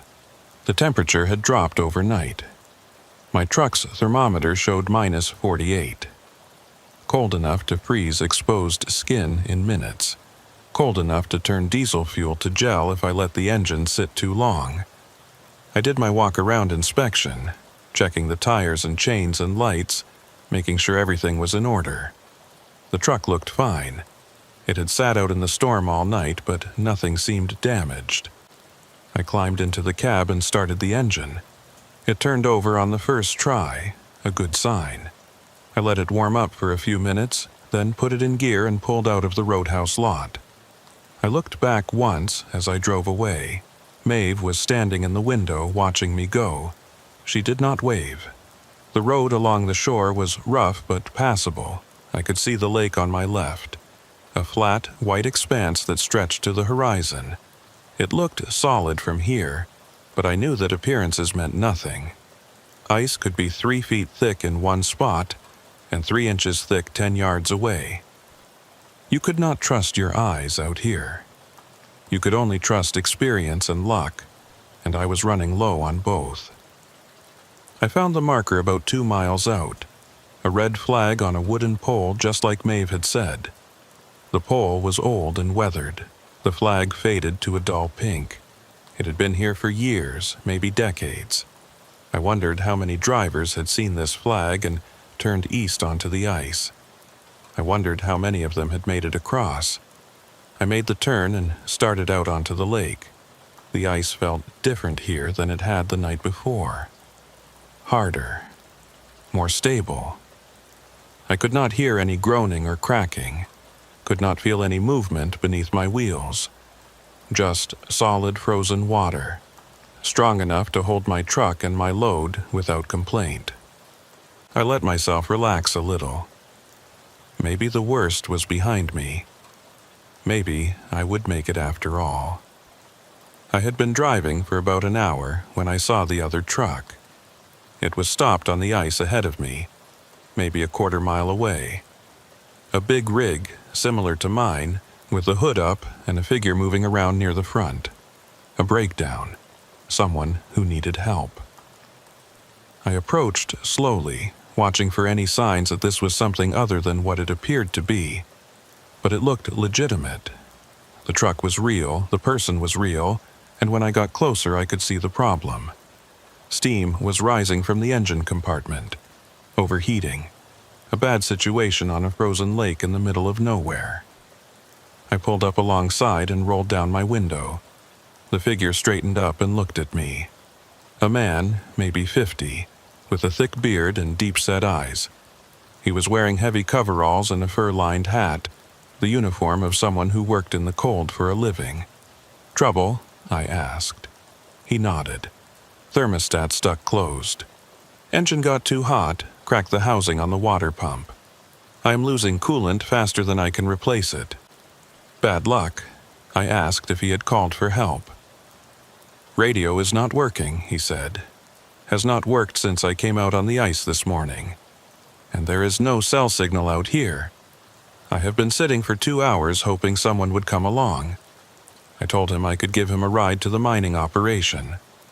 It was not that far, maybe 4 hours at normal speed. He could get help there, come back for his truck with the right parts and equipment. He shook his head. Cannot leave it. I've got a full load of equipment that has to reach the operation today. If I abandon it, I lose the contract. I will figure something out. I understood. In this business, your reputation was everything. One missed delivery could cost you future work. But staying out here with a broken truck was dangerous. If the temperature dropped any further, if another storm came through, he could freeze to death before anyone found him. I am Dawson Pike, I said. I am running equipment to the same operation. If you want, I can send help back when I get there. He considered this. Ilya Sorenko, he said. I would appreciate that. We talked for a few more minutes. He was an independent operator out of Yellowknife, same as me. He had been running ice roads for 15 years, longer than most drivers lasted in this business. He knew the routes, knew the dangers, knew what the cold could do. But even experience could not protect you from bad luck and broken parts. I gave him some of my coffee and a spare blanket from my sleeper. He thanked me and told me to drive safe. I told him I would send help as soon as I could. I pulled away from his truck and continued east. In my mirrors, I could see him standing by his rig, watching me go. He looked small against the vastness of the ice, small and alone. I hoped he would be okay. I hoped help would reach him in time. The ice began to change about an hour after I left Ilya. It started with the sound, a low hum that I felt more than heard, vibrating up through my seat and into my spine. At first, I thought it was my engine, some new problem developing, but when I checked my gauges, everything looked normal. The sound was not coming from my truck, it was coming from below. I slowed down and listened. The hum rose and fell in waves, almost like breathing. It seemed to be coming from everywhere at once, from the entire surface of the lake. The ice was making noise again. But this was not the groaning I had heard the night before. This was something else, something deeper. Then the scraping started, metal on metal. A harsh, grinding sound that cut through the hum like a knife. It was coming from directly beneath my truck, from somewhere under the ice. I stopped and listened, my heart pounding. The scraping continued, moving back and forth like something was trying to claw its way up through the frozen surface. I looked out the window, but I could not see anything, just ice, smooth and white and featureless. But I could hear it. I could hear something down there, something moving, something alive. The scraping stopped as suddenly as it had started. The hum faded away. Silence returned, heavy and complete. I sat in my truck and tried to understand what I had just heard. There was nothing beneath the ice. The lake was frozen solid. Even if there had been water below, there was nothing living in it. Not this far north, not in these temperatures. Whatever made that sound, it could not have been what it sounded like. I started driving again, faster this time. I wanted to get across this lake as quickly as possible. The sound came back about 20 minutes later. This time, it was louder. The hum had an edge to it, a vibration that I could feel in my teeth. The scraping was more aggressive, more insistent. It was following me. Whatever was down there, it was keeping pace with my truck, staying right beneath me as I drove. I pushed the accelerator harder. The truck lurched forward, chains biting into the ice. The scraping sound kept up, matching my speed, staying with me. I could hear it clearly now, a rhythmic grinding that sounded almost deliberate, almost purposeful. And then I heard something else. A voice. It was faint, muffled by the ice, but it was definitely a voice. A man's voice, calling out. I could not make out the words, just the tone, desperate, pleading, like someone trapped and crying for help. I stopped the truck. The voice continued, rising and falling. I could almost understand it now, almost, but not quite. It was like listening to someone talk through a wall. You knew they were speaking, but you could not tell what they were saying. I got out of the truck and stood on the ice. The cold hit me immediately, needles of frost piercing through my gear. I ignored it and listened. The voice was clearer out here, closer, coming from somewhere right below my feet. "Hello," I called out. "Can you hear me? Where are you?" The voice stopped. For a long moment there was nothing, just the silence and the cold and the white expanse of the frozen lake stretching away in all directions. I was alone out here, completely alone. Whatever I had heard, whoever had been calling out, they were gone now. I was about to get back in my truck when I saw the shadow. It was beneath the ice, maybe 10 feet down, a dark shape, long and irregular, that seemed to be moving slowly through the frozen water. I could not tell what it was. A log, a piece of debris, some remnant of the lake's unfrozen past, suspended in the ice like an insect in amber. But then it moved, not drifting, moving, deliberately. The shape shifted, rotated, and I caught a glimpse of something that made my stomach drop. It looked like a truck, a semi buried in the ice. The cab was visible, the windshield, the outline of the door, and behind the wheel a shape that might have been a person, sitting there, frozen, waiting. I stumbled backward, away from the shadow. My foot hit a patch of rough ice and I went down, landing hard on my side. Pain shot through my hip, but I barely noticed. I was staring at that shape beneath the ice, that impossible shape, trying to understand what I was seeing. The shadow moved again, rotated, and I realized with a jolt of pure terror that it was rising, coming up toward the surface, coming up toward me. I scrambled to my feet and ran for my truck. I did not look back. I climbed into the cab and slammed the door and put the truck in gear and drove. I drove as fast as I dared, faster than was safe, my chains throwing up chunks of ice behind me. I drove and I did not look down, and I did not listen for the sounds that might be following me. The shadow did not follow. Or if it did, I never saw it again. But I could not stop thinking about what I had seen. A truck buried in the ice. A driver frozen behind the wheel. How long had they been down there? How had they gotten there? The lake was supposed to be solid. The ice was supposed to be safe. I thought about Ilya back there with his broken water pump. Alone on the ice, waiting for help that might not come in time. I thought about the roadhouse, about Maeve and her warnings, about the locked room and the footsteps I had heard in the night. I thought about the driver who had disappeared from that room years ago. The one who had come in off the ice changed. Wrong. The one who had locked himself in and then vanished without opening the door. And I wondered if the lake had taken him too. The mining operation appeared on the horizon about 2 hours later. A cluster of buildings and equipment, lights blazing against the gathering dark. I had made it. I had crossed the lake. I was safe. But I did not feel safe. I felt like something had followed me across the ice. Something that was still with me. Something that was waiting for me to let my guard down.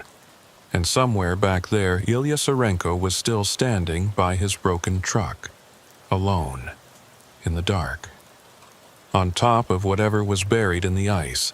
I had to send help. I had to get someone back there before nightfall, before the ice decided to take him too. I reached the mining operation just as the last light was fading from the sky. The place was bigger than I expected. A sprawling complex of prefab buildings and heavy equipment spread across the frozen shore. Floodlights blazed everywhere, pushing back the Arctic darkness. I could see workers moving between structures, trucks lined up at loading bays, the constant activity of an operation that never stopped. It should have felt safe, it should have felt like civilization, but all I could think about was Ilya. I found the dispatch office and told them about the stranded driver, gave them his location, his name, the nature of his breakdown. The dispatcher was a heavy-set man with a beard that looked like it had not been trimmed in months. He listened to my report and typed something into his computer. "We will send someone out," he said. "Got a recovery team that handles breakdowns on the ice road. They can have a truck out there in a couple of hours. A couple hours." That meant Ilya would be alone on the ice until at least midnight. Alone in the dark at 50 below with nothing but a broken truck and a spare blanket. "Can you get someone out there sooner?" I asked. "He has been sitting since this morning. If the temperature drops any further, he could be in real trouble." The dispatcher shrugged. "Recovery team is out on another call right now. Stuck truck about 40 miles north of here. They will head to your guy as soon as they finish up. Best I can do." I wanted to argue, but I knew it would not help. These operations ran on schedules and priorities. A stranded driver was a problem, but not an emergency. Not yet. I unloaded my cargo and completed my paperwork. The whole time I kept thinking about Ilya standing by his truck, watching the sky get dark, waiting for lights that were still hours away. I thought about the sounds I had heard on the ice, the voice calling out from below, the shadow rising toward the surface. I thought about going back for him myself. It was a crazy idea. I had just spent most of the day crossing that lake, fighting through a whiteout and listening to things that should not exist. The smart thing was to stay here, get some rest. Let the recovery team handle it. That was what any reasonable driver would do. But I could not shake the feeling that Ilya did not have hours to wait. I could not shake the feeling that something was wrong out there on the ice, something that was getting worse as the darkness deepened. I found the dispatcher again. "I am going back out," I told him. "I am going to stay with that driver until your team gets there." He looked at me like I was insane. "You just came off the ice. You have been driving all day. You need to rest. I will rest when I know he is okay." The dispatcher shook his head, but he did not try to stop me. He gave me the frequency for the recovery team's radio and told me to check in when I reached Ilya's position. I thanked him and went back to my truck. The night had fully arrived by the time I pulled out of the mining operation. The sky was black and clear, stars scattered across it like chips of ice.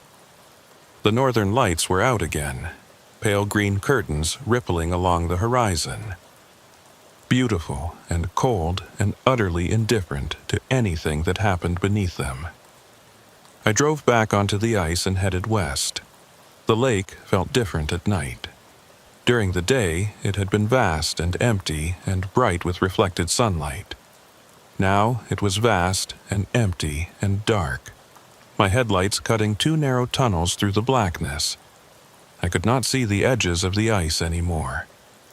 Could not see anything except the road directly ahead of me.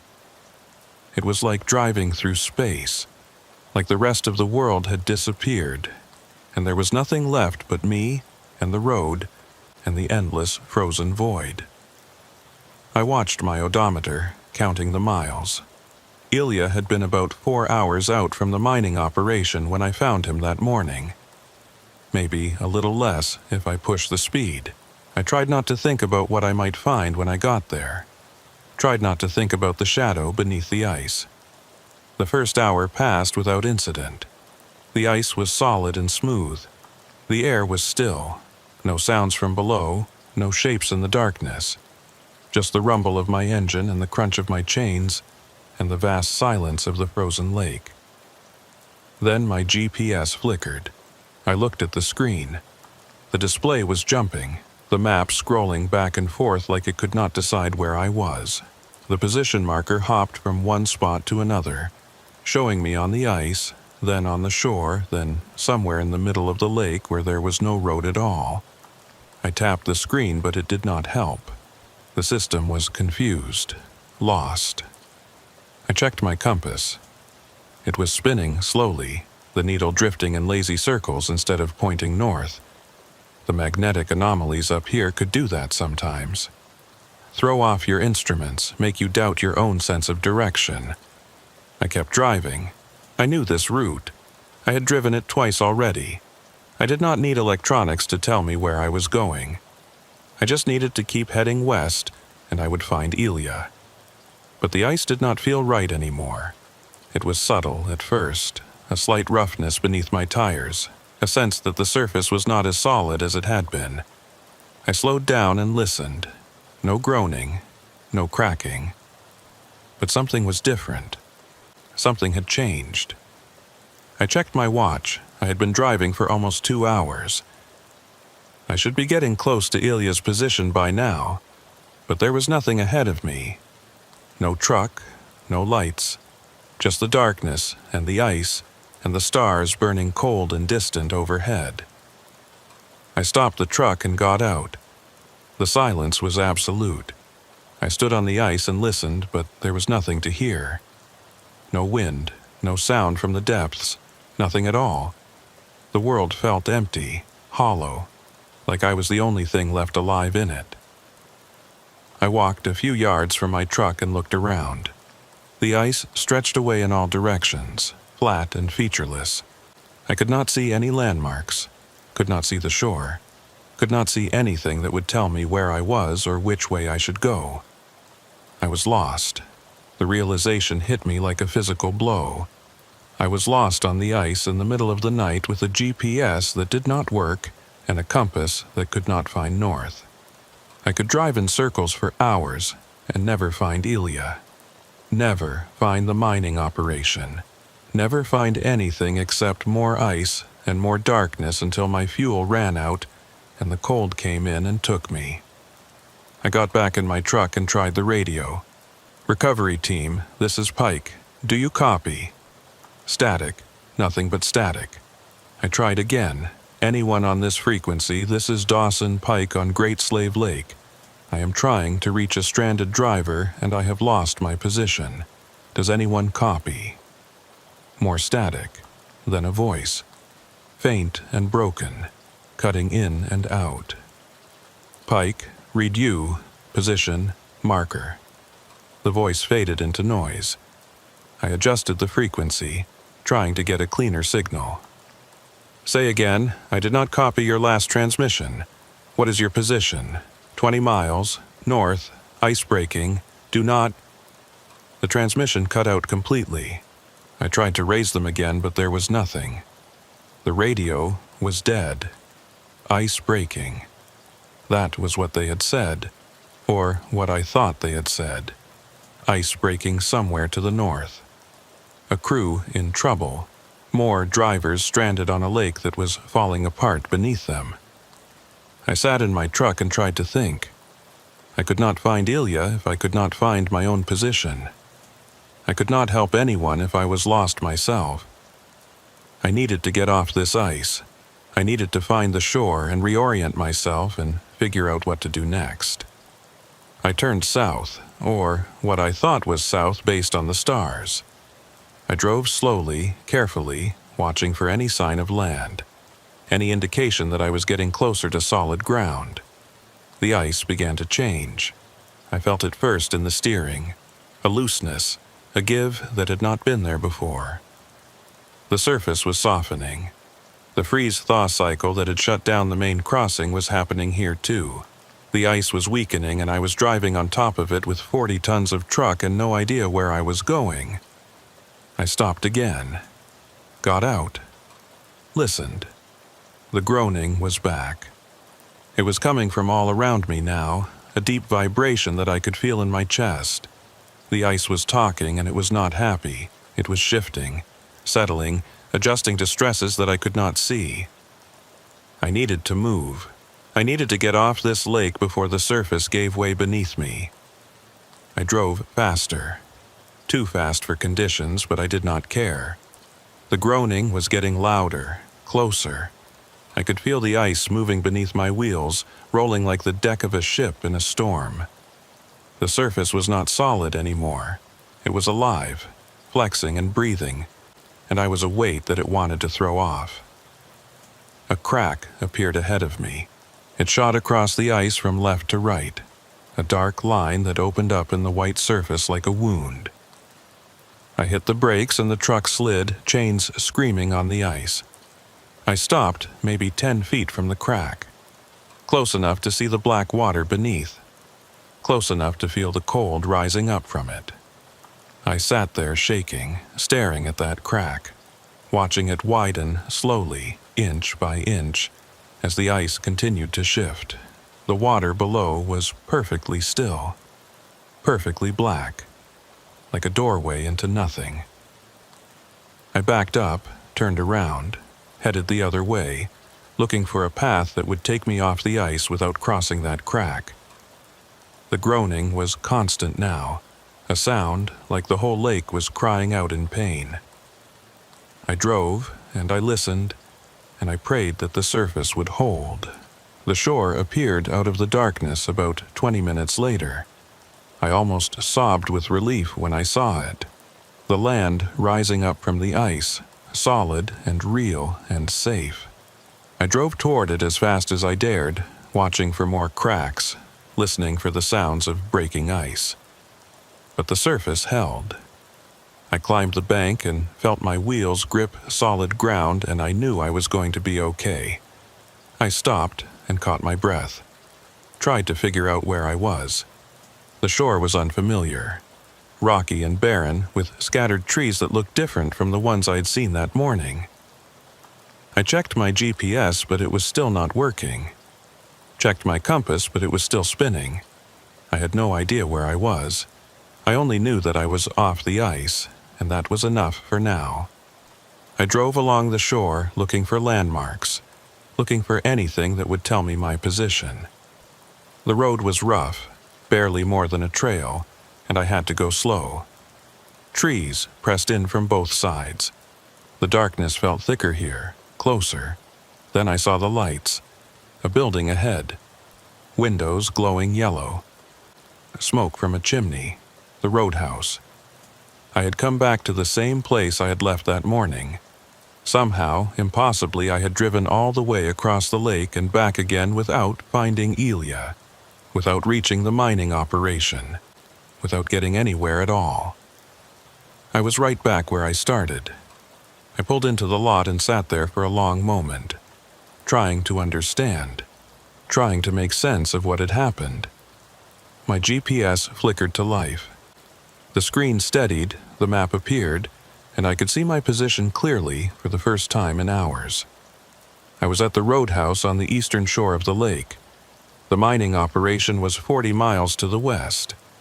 Ilya's last known position was about 20 miles out on the ice. I checked the timestamp on my GPS track. The record of everywhere I had been logged automatically by the satellite. There was a gap. The track showed me leaving the mining operation, showed me driving out onto the ice. Then nothing. 15 minutes of nothing. No position, no movement, no data at all. The system had lost me completely, and when the track resumed, I was here, at the roadhouse, on the wrong side of the lake. 15 minutes. I had lost 15 minutes somewhere on that ice. 15 minutes that the satellites could not see. 15 minutes where I had been nowhere at all. The door of the roadhouse opened. Maeve stepped out and looked at my truck. She did not seem surprised to see me. She did not seem surprised at all. "I knew you would be back," she said. "They always come back." I got out of the truck and walked toward her. I was tired and scared and confused, and I needed answers. "What is happening?" I said. "What is out there on that ice? What happened to me?" Maeve looked at me for a long moment. Then she stepped aside and gestured toward the open door. "Come inside," she said. "You need to see something." I followed her into the roadhouse. The fire was burning. The lamps were lit. Everything looked the same as it had that morning, except for the door at the end of the hall. It was open. The door stood open at the end of the hall. I stared at it from the main room. feeling something cold move through me that had nothing to do with the temperature outside. That door had been locked. Maeve had told me it had been locked for years. No one had opened it since the driver disappeared, but it was open now. Maeve walked past me, toward the hall, and stopped at the threshold. She looked back at me with those tired eyes. "You wanted to know what is out there on the ice," she said. "You wanted to understand what happened to you. The answer is in that room. It has always been in that room." I did not move. I did not want to see what was behind that door. I did not want to know what had happened to the driver who had locked himself inside and vanished. But I also knew that I could not leave without looking. I could not drive back across that lake without understanding what I was dealing with. I walked down the hall. The door was old wood, same as the others, but it looked different up close. The surface was marked with scratches, deep gouges in the grain like someone had tried to claw their way out, or claw their way in. The handle was tarnished, the metal worn smooth by years of hands gripping it. I pushed the door open and stepped inside. The room was small, smaller than the one I had slept in. There was a bed against one wall, a dresser against another, a window that looked out onto the darkness. Everything was covered in frost. A thin layer of ice coated every surface, glittering in the light from the hall. The air was cold, much colder than the rest of the roadhouse, cold enough to see my breath. But that was not what made me stop. On the wall above the bed, someone had written words, scratched them into the wood with something sharp, carving deep letters that were still legible after all these years. I stepped closer and read them. The lake takes. The lake keeps. The lake gives back. Below the words, there were marks.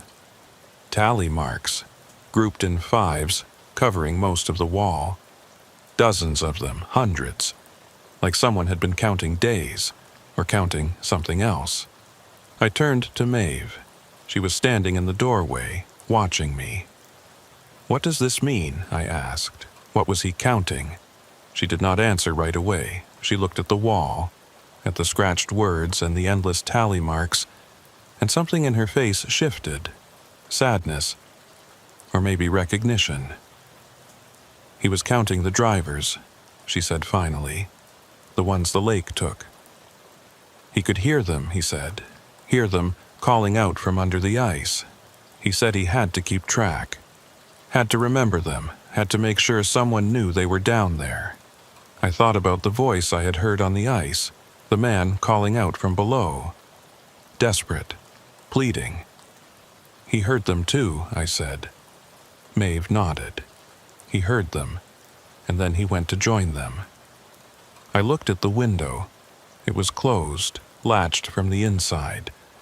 The door had been locked. There was no way out of this room except through the hall.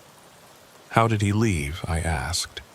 "You said the door was still locked when he disappeared. How did he get out?" Maeve shook her head. "He did not get out. He went down, through the floor, through the ice. The lake came up and took him, same as it takes all of them. Same as it tried to take you tonight." I looked at the floor. It was wood, same as the rest of the roadhouse. Solid. No cracks, no gaps, no sign that anything had ever come through it. But there was frost there too, a thin layer of ice spreading out from the center of the room like something had frozen it from below. I backed towards the door. "The lake is not just water," Maeve said. "It is not just ice. It is something else. Something old. Something that has been here longer than any of us. The drivers who go out on it. The ones who do not come back. They become part of it. They are still out there, still driving, still looking for the other side. And sometimes they call out to the ones who are still alive. Sometimes they try to bring them down." I thought about the shadow I had seen beneath the ice, the truck buried in the frozen water, the driver sitting behind the wheel. "Ilya," I said. "The driver I left out there. Is he—" "I do not know," Maeve said. "Maybe the recovery team reached him. Maybe he is safe at the mining operation right now, warming up and telling them about the crazy driver who promised to send help and never came back. Or maybe the lake took him. Maybe he is down there with the others, driving through the dark, calling out for someone to find him." I pushed past her and walked back to the main room. I needed to get out of this place. I needed to get back on the road and find out what had happened to Ilya. I needed to know if he was alive. "You cannot go back out there tonight," Maeve said, following me. "The ice is too unstable. You will end up in the water before you get halfway across." "I do not care. I have to find him." She grabbed my arm. Her grip was stronger than I expected. "Listen to me," she said. "I have seen this before. Drivers who go out on that lake and come back changed. Drivers who hear the voices and cannot stop listening. If you go back out there tonight, you will not come back.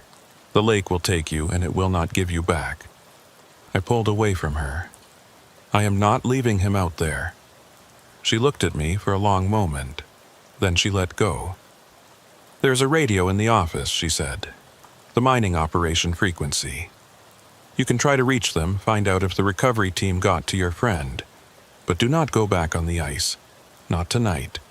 Not until the sun comes up and you can see what you are driving on." I went to the office and found the radio. It was old, a battered unit that looked like it had been there since the roadhouse was built. I turned it on and dialed in the frequency that the dispatcher had given me. "Mining operation. This is Dawson Pike. Do you copy?" "Static." I tried again. "This is Pike at the Eastern Shore Roadhouse. I am trying to get status on a recovery operation.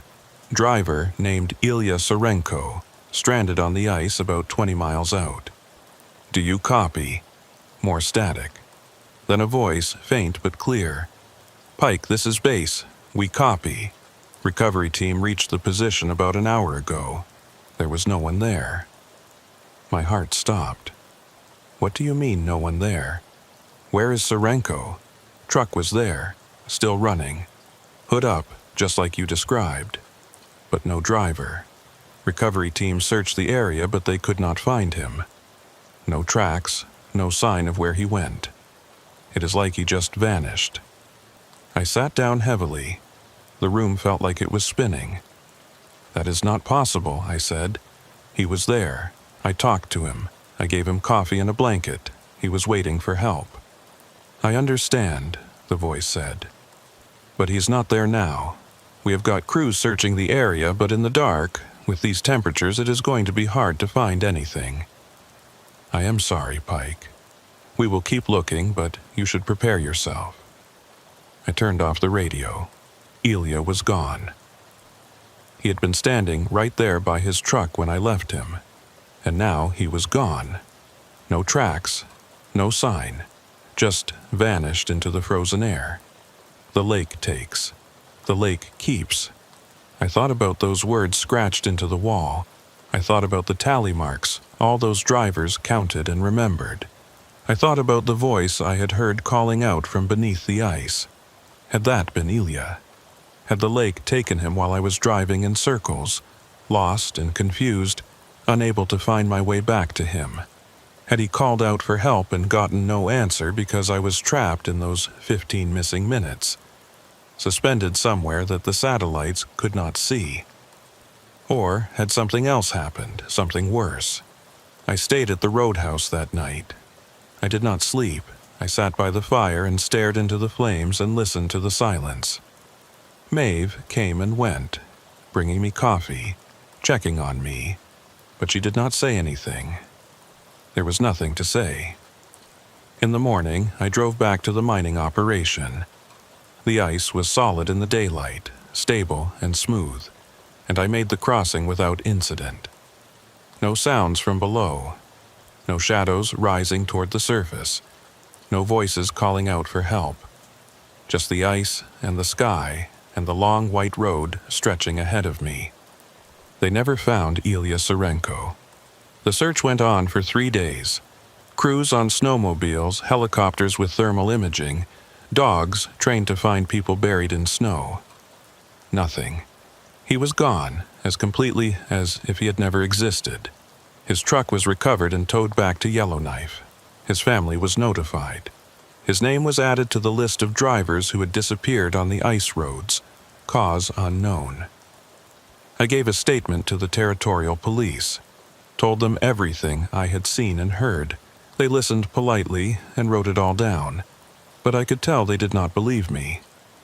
Voices from under the ice, shadows that looked like buried trucks. 15 minutes that the GPS could not account for. It sounded crazy. It sounded like the ravings of a driver who had spent too long alone in the cold. Maybe it was. Maybe the whole thing was hypothermia and stress and the isolation playing tricks on my mind. Maybe Ilya wandered away from his truck in a confused state and fell through thin ice somewhere that the searchers never checked. Maybe there was a rational explanation for everything, but I did not believe it. I went back to the roadhouse one more time before I left the territory. I do not know why. I just felt like I needed to see it again, needed to confirm that it was real. The building was there, same as before. Smoke from the chimney, lights in the windows. I parked my truck and went inside. Maeve was behind the counter. She looked at me and nodded, like she had been expecting me. "Did they find him?" she asked. No, she did not seem surprised. She reached under the counter and pulled out a piece of paper, handed it to me. "This was in the room," she said. "The room at the end of the hall. I found it this morning." I looked at the paper. It was a page from a logbook, the kind that drivers use to record their hours and routes. The handwriting was neat and careful. November 17th. Great Slave Lake Crossing. Departed Yellowknife 600. Weather clear. Ice conditions good. That was my departure date. My route. My handwriting. But I had not written it. I turned the page over. On the back, there were more words. Different handwriting this time. Shakier. More desperate. "He is still out there. I can hear him calling. He does not know he is gone. He thinks he is still waiting for help. Someone has to tell him. Someone has to make him understand." Below the words, there was a tally mark. Just one. Fresh and dark, carved into the paper hard enough to tear it. I looked up at Maeve. "Who wrote this?" I asked. She did not answer. She just looked at me with those tired eyes, and I saw something in them that I had not noticed before. Recognition. Like she was seeing someone she knew, someone she had been expecting. "The lake gives back," she said, "but it does not give back the same thing it took." I left the roadhouse and drove south. I drove all the way to Yellowknife and I kept driving. I did not stop until I was out of the territories, out of the north, away from the ice and the cold and the silence that felt like something waiting. I do not drive ice roads anymore. I told my dispatcher that I was done with the northern routes. I would haul freight anywhere else. Mountains, deserts, coastal highways, anywhere that the ground was solid and the water stayed where it belonged. He did not argue. Maybe he had heard stories about what happened on Great Slave Lake. Maybe he understood.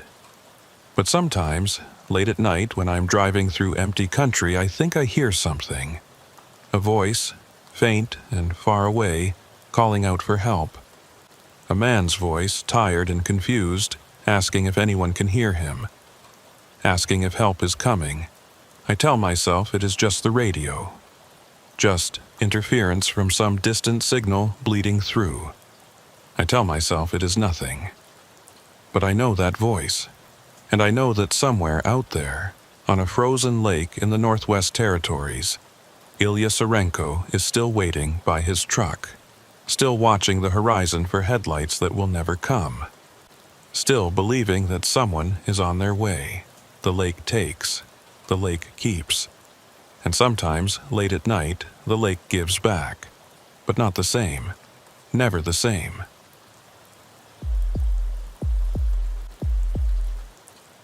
The convoy was supposed to be 3 trucks. That was what Buck Weller told me when I signed on for the run. 3 rigs hauling mining supplies from Inuvik to a survey camp on the Mackenzie Delta. 2 days out, 2 days back, good money for a week's work. Buck had been running convoys on these northern routes for 25 years. He knew the roads, knew the weather, knew how to keep drivers alive when the temperature dropped to 60 below, and the wind came screaming across the tundra like something that wanted you dead. If Buck said it was a 3-truck job, then it was a 3-truck job. But when I showed up at the staging area that morning, there were only 2 rigs in the lot. Mine and Buck's. I found him in the dispatch office, going over paperwork with a cup of coffee that looked like it had been sitting there for hours. He was a big man, Buck, with hands like shovels and a face that had been weathered by decades of Arctic wind. He looked up when I came in, but he did not smile. "Where is the 3rd truck?" I asked. He set down his coffee. Keegan backed out. "Family emergency." That left us short. 2 trucks instead of 3. It meant longer shifts, less redundancy, more risk if something went wrong on the road. "We should postpone," I said. "Wait until we can get another driver." Buck shook his head. "Client is paying a rush fee. They need this equipment at the camp by Thursday or they lose their drilling window. We go today or we do not go at all." I did not like it. I had been driving freight in the Northwest Territories for 6 years, and I knew that cutting corners in the north was a good way to end up dead. But I also knew that Buck would not take a risk he did not think he could manage. If he said we could do it with 2 trucks, then we could do it with 2 trucks. My name is Harlan Vexler. I wish I had listened to my gut. We pulled out of Inuvik around 9 in the morning, Buck in the lead and me following about a quarter-mile back.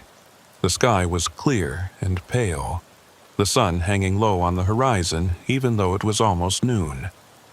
This far north in November, you only got a few hours of daylight. The rest was darkness and cold, and the northern lights dancing across the sky like ghosts.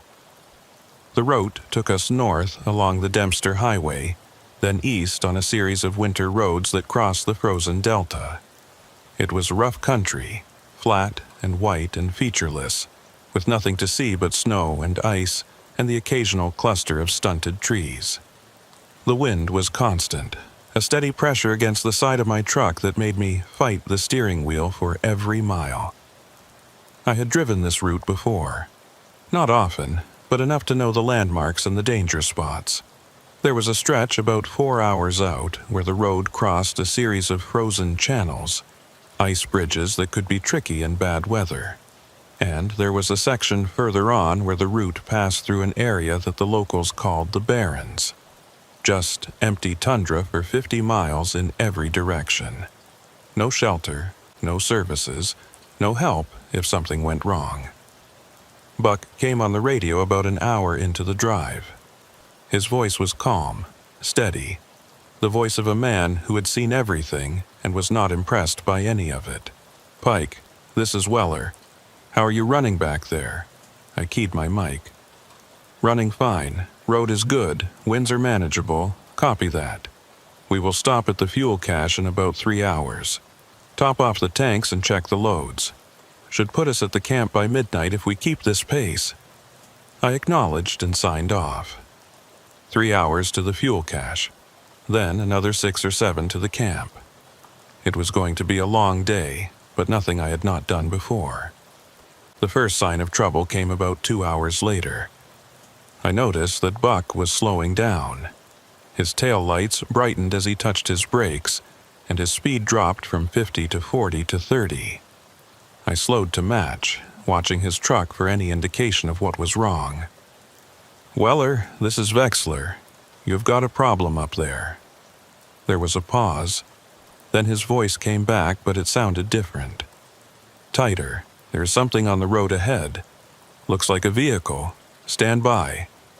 I peered through my windshield, but I could not see past Buck's trailer. We were in a flat section of the route, the road cutting straight across the tundra toward the horizon. There should not have been anything out here. No traffic, no breakdowns, nothing. We were 50 miles from the nearest town, and the only vehicles on this road were supposed to be ours. Buck stopped. I pulled up behind him and waited. A minute passed, then another. I could see Buck's door open and a figure climb down from the cab.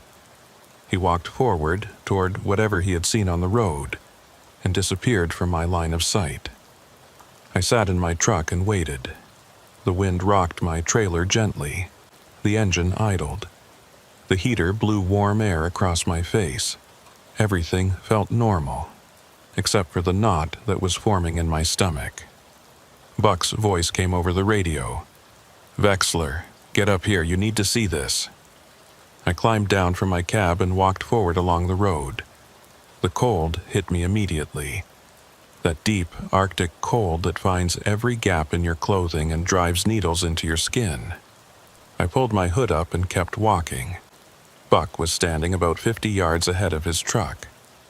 He was looking at something on the side of the road, and when I got closer I saw what it was. A truck, a semi, just like ours, parked on the shoulder with its nose pointing north. It was covered in snow and ice, the windshield opaque with frost, the whole vehicle looking like it had been sitting there for a long time. Days at least, maybe longer. "Someone broke down," I said. "We should check if there's anyone inside." Buck shook his head. He did not take his eyes off the truck. "I know this rig," he said. His voice was quiet, flat. "This is Truman Red's truck." The name hit me like a punch. Truman Red. I had never met the man, but every driver in the territories knew his story. He had been running freight on these routes for 30 years, one of the old-timers who had pioneered the winter roads back when they were nothing but frozen rivers and good intentions. He was a legend, and he had disappeared. 3 years ago, Red had gone out on a run just like this one. Inuvik to the Delta, hauling supplies to a drilling camp. He had checked in at the fuel cache, reported good conditions, said he expected to reach the camp by nightfall. And then nothing. He never arrived. He never called in. He just vanished. They searched for weeks. Helicopters, ground crews, other drivers volunteering their time. Nothing. No truck, no driver, no sign of what had happened. It was like the tundra had just swallowed him up. Eventually, they called off the search. Truman Red was declared dead. His family held a funeral. The company retired his truck number. Life went on. But here was his truck, sitting on the side of the road, 50 miles from anywhere, looking like it had been waiting for someone to find it. "That is not possible," I said. "They searched this whole area. They would have found it." Buck did not answer. He walked toward the truck slowly, carefully, like he was approaching something that might be dangerous. I followed him. The closer we got, the worse the truck looked. The tires were flat, frozen to the ground. The paint was faded and peeling. The chrome was pitted with rust. This truck had not been here for 3 years. It looked like it had been here for 30. Buck reached the driver's door and tried the handle. It was frozen shut. He pulled harder, putting his weight into it, and the door came open with a crack of breaking ice. The cab was empty. No driver. No body. No sign that anyone had been there at all. Just an empty seat, a steering wheel covered in frost, and a layer of ice on every surface. The cold coming out of that cab was intense, deeper than the air outside, like the truck had been refrigerated from the inside. Buck climbed up onto the running board and looked around the interior. I watched him from the ground, not wanting to get any closer. "His logbook is here," Buck said. He reached inside and pulled out a worn notebook, the kind that drivers used before everything went electronic. He flipped through the pages, scanning the entries. "Last entry is November 19th, he said, 3 years ago. the day he disappeared. He handed me the logbook. I looked at the final entry. November 19th, departed fuel cache 1430, weather deteriorating, visibility poor, will push through to camp, ETA 2100. That was it, the last words Truman Red had written. The last record of his existence. He had left the fuel cache in bad weather and driven into the storm and never come out. I handed the book back to Buck. What do we do? He was quiet for a long moment, looking at the truck, looking at the empty cab where his friend had sat 3 years ago, driving toward a destination he would never reach. We call it in, he said, finally. Report the location. Let the authorities handle it. And the run, we keep going. Red would have wanted us to finish the job. I was not sure that was true. I was not sure what Truman Red would have wanted. But Buck was the convoy leader, and it was his call. We went back to our trucks and Buck radioed the report to dispatch in Inuvik. He gave them the coordinates of the abandoned vehicle and the identification marks that confirmed it was Red's rig. The dispatcher said they would send a recovery team out as soon as possible, but it might be a day or two given the remote location. Buck signed off, and we got back on the road. I could not stop thinking about that truck as we drove. The way it had looked, sitting there on the side of the road like it had been waiting for us. The way the cold had felt coming out of that cab. Colder than it should have been. Colder than the air outside. The way Buck's face had changed when he recognized it. Like he was seeing a ghost. I had heard stories about Truman Red over the years. All drivers hear stories about the ones who disappear. How he was one of the best. A man who could read the weather and the ice like a book. How he never took unnecessary risks, never pushed when he should have pulled back. How his disappearance made no sense because he was the last driver anyone would expect to lose out here. And now his truck had appeared out of nowhere, 3 years after the search was called off, sitting on a road that had been driven by hundreds of vehicles since then. A road that had been searched and cleared and traveled without anyone seeing a thing. It was not possible, but here we were. We reached the fuel cache about an hour later. It was a small outpost, just a few storage tanks and a heated shelter where drivers could warm up and check their equipment. There was no one there. The cache was automated, unmanned most of the time. You swiped your card, pumped your fuel, and kept moving. Buck and I topped off our tanks and went into the shelter to eat something and stretch our legs. We did not talk much. The discovery of Red's truck had put a weight on the day that neither of us knew how to lift. I was finishing my coffee when Buck finally spoke. I drove with Truman for 15 years, he said. He was looking out the window at the empty tundra. Best driver I ever knew. Careful, smart, never made mistakes. What do you think happened to him? Buck shook his head. I do not know. I have thought about it every day for 3 years and I still do not know. He just went out on the road and did not come back. No distress call, no sign of trouble, nothing. And now his truck shows up. Buck turned and looked at me. His eyes were hard. That truck was not there a week ago. I drove this route last Tuesday and it was not there. Someone put it there, or something. I did not know what to say to that. I did not know what to think. We finished our break and went back to the trucks. The sky was getting darker, the brief Arctic day already fading toward night.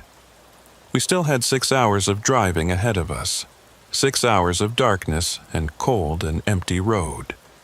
Buck came on the radio as we pulled out of the fuel cache. Vexler, I need to tell you something. Go ahead. This section of road coming up, the part that goes through the Barrens, that is where Truman was heading when he disappeared. That is the last place anyone knows he was. I felt that knot in my stomach tighten. We have to go through it, Buck said. There is no other route. But I want you to stay close. Keep my taillights in sight at all times. If anything happens, if you see anything strange, you call me immediately. Understood. Understood. We drove on into the darkness. The barrens started about 30 minutes past the fuel cache. I knew the moment we entered them because the landscape changed. The scattered trees disappeared. The contours of the land flattened out. Everything became white and empty and endless, a frozen void that stretched to the horizon in every direction. I kept my eyes on Buck's taillights and tried not to think about what might be out there in the dark. About an hour into the barrens, I started to feel like we were being watched. It was not anything specific. No sound, no movement, no shape in the darkness. Just a feeling, a prickling on the back of my neck, an instinct that something was out there, something that knew we were here. I told myself it was just nerves, just the story of Truman Red getting into my head. There was nothing out here, nothing but ice and snow and the wind. But the feeling did not go away. Buck's voice came over the radio. "Vexler, are you seeing this? Seeing what? Check your mirrors." I looked in my side mirror. At first I did not see anything. Just the darkness behind me, my own lights reflecting off the snow. Then I saw them. Headlights. A third set of headlights far behind us, following the same road. Another vehicle, out here in the middle of nowhere, in the middle of the night, driving the same route we were driving. I grabbed my radio. That is not possible.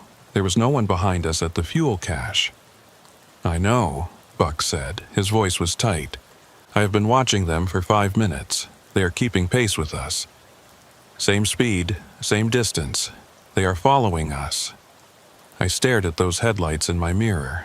They were too far back to make out any details. Just 2 points of light, floating in the darkness. Who is it? I do not know. But I do not like it. Neither did I. We drove on. The headlights followed.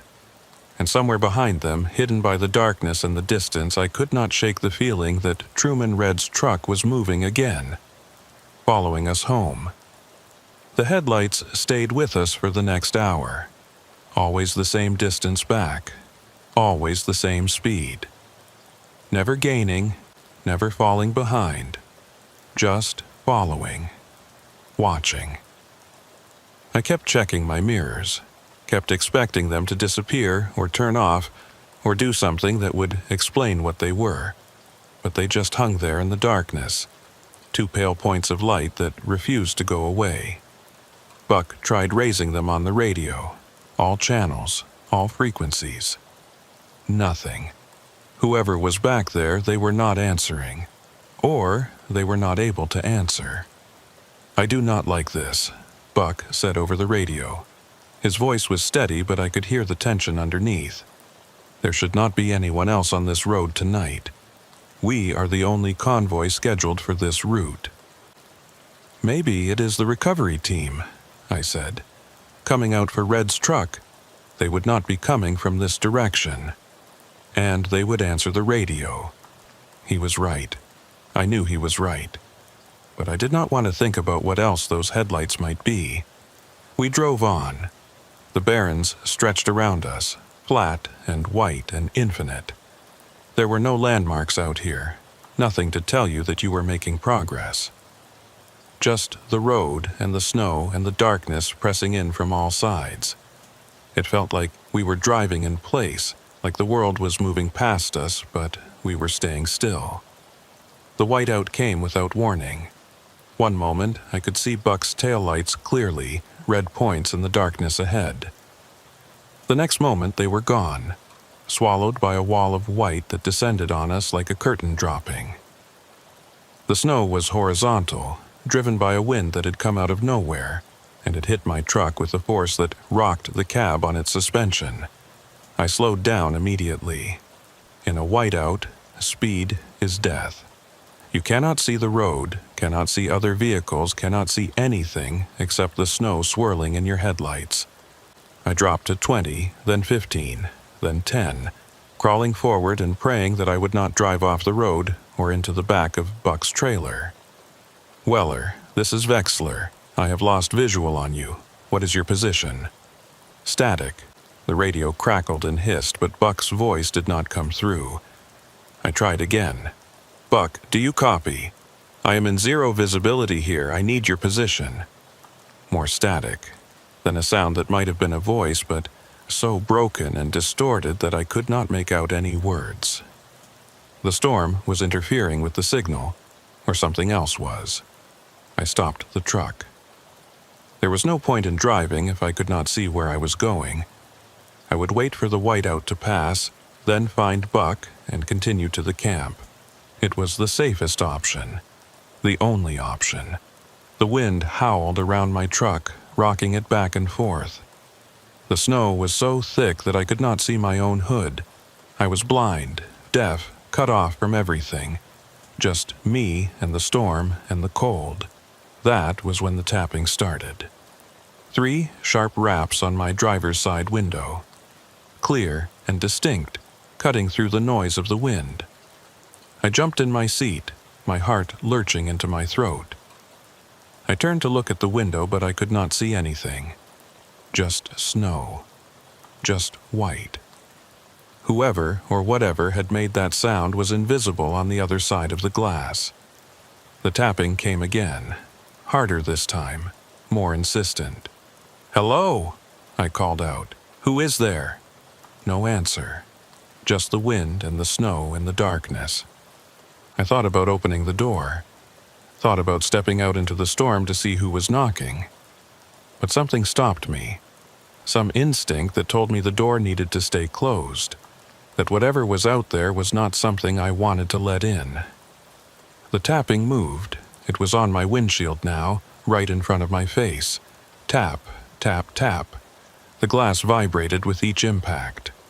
I stared at it, trying to see through the snow, trying to catch a glimpse of what was making the sound. But there was nothing. Just white. Then the tapping stopped. I sat there in the silence, breathing hard, waiting for it to start again. But it did not. Whatever had been outside my truck, it was gone. Or it was waiting. The whiteout began to thin about 10 minutes later. The snow eased, the wind died down, and visibility slowly returned.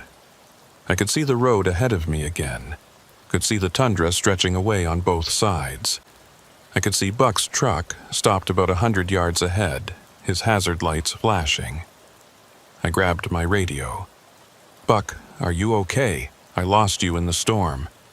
His voice came back, clearer now, but still tense. "I am fine. You." Something was tapping on my truck. On the windows. I could not see what it was. There was a long pause. Then Buck's voice again, quieter. "We need to keep moving. We need to get through this section as fast as we can. What is out here, Buck? What is in this place?" "Nothing. Just keep driving. Stay close." He did not answer my question. I knew he would not answer my question. But I also knew that he knew something. Something about this stretch of road. Something about what had happened to Truman Red. Something he was not telling me. I put my truck in gear and followed him. The headlights were still behind us. I saw them as soon as I started moving. Same distance, same position. They had stayed with us through the whiteout, following blind, matching our pace even when we could not see our own hands in front of our faces. That was not possible. No one could drive through a whiteout like that. No one could maintain that kind of pursuit without being able to see. "Buck," I said into the radio, "they are still there. I know. What do we do?" "We keep driving. We do not stop until we reach the camp." His voice left no room for argument. We drove on.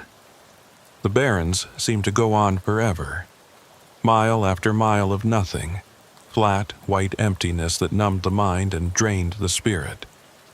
I tried to focus on Buck's taillights, on the road, on the simple, mechanical act of driving. But my thoughts kept drifting back to that tapping on my windows, to the headlights that would not go away, to Truman Red's truck sitting on the side of the road after 3 years of being nowhere. I thought about the stories I had heard. Drivers who disappeared on these roads. Trucks that were found empty. Engines still running. Coffee still warm on the dash. The North took people. Everyone knew that. But most of the time there was an explanation. Mechanical failure. Bad weather. Poor decisions. Things that made sense. This did not make sense. Buck came on the radio again. There is a section coming up, about 10 miles ahead. The road passes through a narrow valley between two ridges. It is the only shelter on this stretch. We're going to stop there for a few minutes. Check the trucks, check ourselves. Decide what to do about our friend back there. I acknowledged. 10 miles, maybe 20 minutes at our current speed. I could do that. I just had to keep driving. The valley appeared out of the darkness like a crack in the world. Two low ridges rising on either side of the road, blocking the wind, creating a pocket of relative calm in the endless chaos of the tundra. Buck pulled off the road and I followed, parking behind him in the shelter of the rocks. We got out of our trucks. The air was still here, the wind broken by the ridges. It was almost quiet, almost peaceful. I could hear my own breathing, could hear the tick of cooling metal from the engines. Normal sounds, ordinary sounds. Buck was standing by his truck, looking back the way we had come. I walked over to him. "Where are they?" I asked. He pointed. Far back, maybe half a mile, I could see the headlights. They had stopped when we stopped. They were waiting. "Who are they?" I said. "What do they want?" Buck did not answer right away.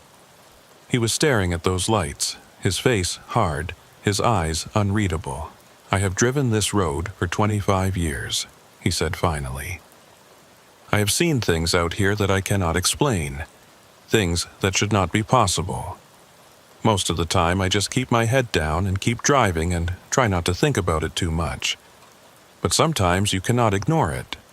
Sometimes it gets right up in your face and demands that you pay attention. Like now. Like now." He turned to me. His eyes were tired, scared. I had never seen Buck Weller scared before. "Truman Red was my partner," he said. "We drove together for 15 years. He was the best friend I ever had. And when he disappeared, I spent 6 months trying to find him. I drove every inch of this road. I walked the tundra. I talked to everyone who had seen him, everyone who knew him, and I found nothing, not a trace. It was like he had never existed. I waited for him to continue.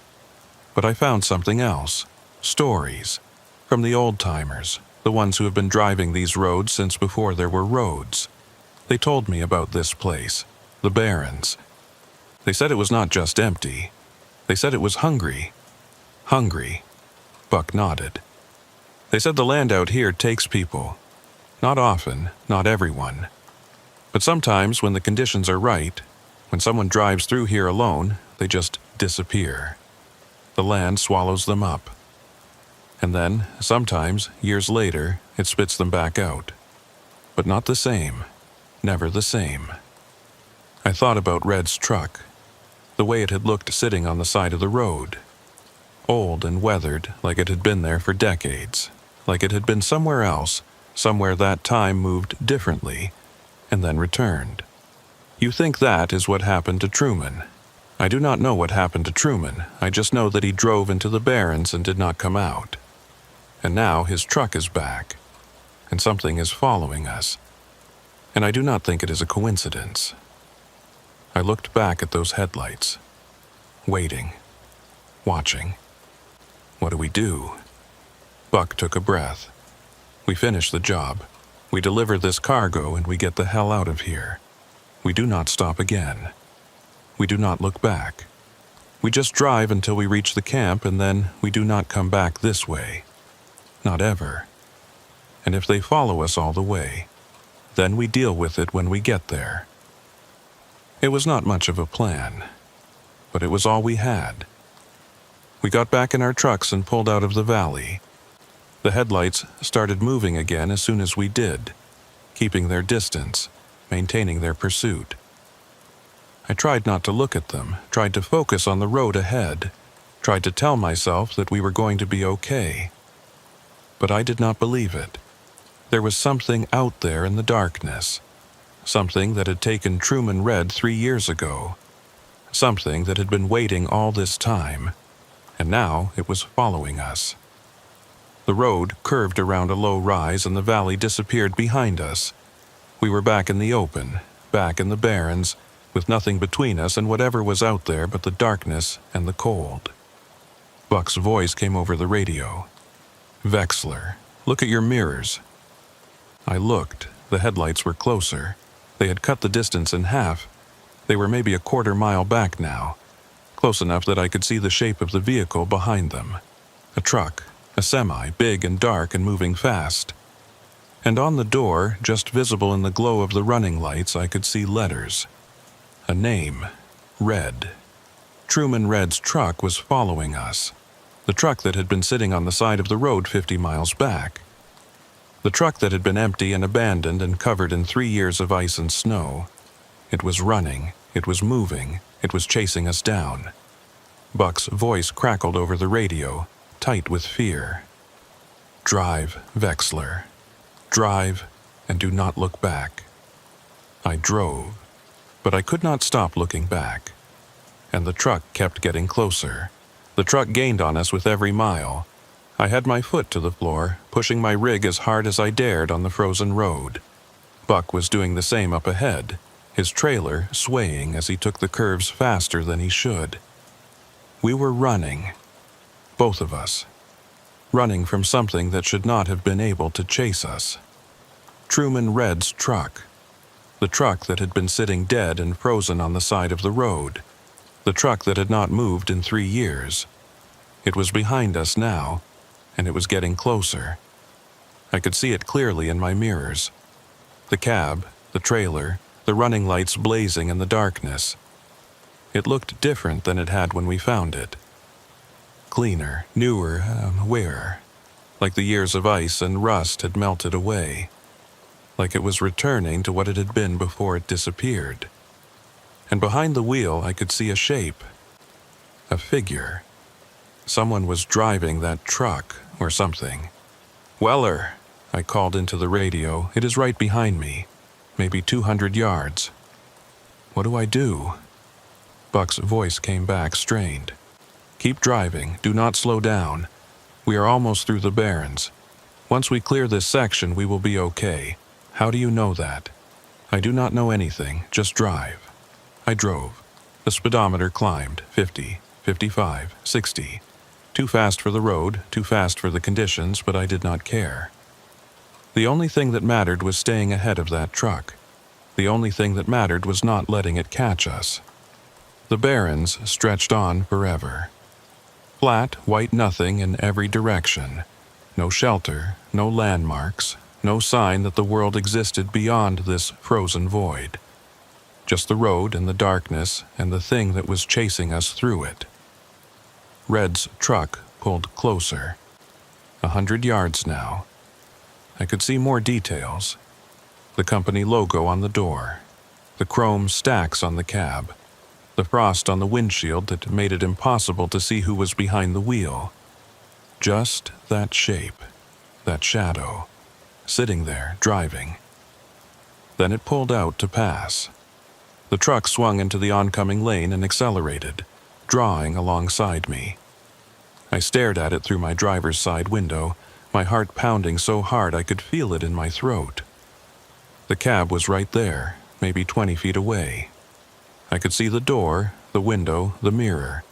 The window was dark, completely dark, like there was nothing inside the cab at all. No driver, no light, just emptiness. But the truck kept moving, kept accelerating. It pulled ahead of me, past me, and moved back into the right lane. Then it did the same thing to Buck, swinging out and passing him, pulling ahead of both of us. And then it was gone. The taillights disappeared into the darkness ahead, swallowed by the night and the distance. One moment they were there, and the next moment they were not. The truck had passed us and driven on and left us behind. I eased off the accelerator, my hands shaking on the wheel. My breath was coming in ragged gasps.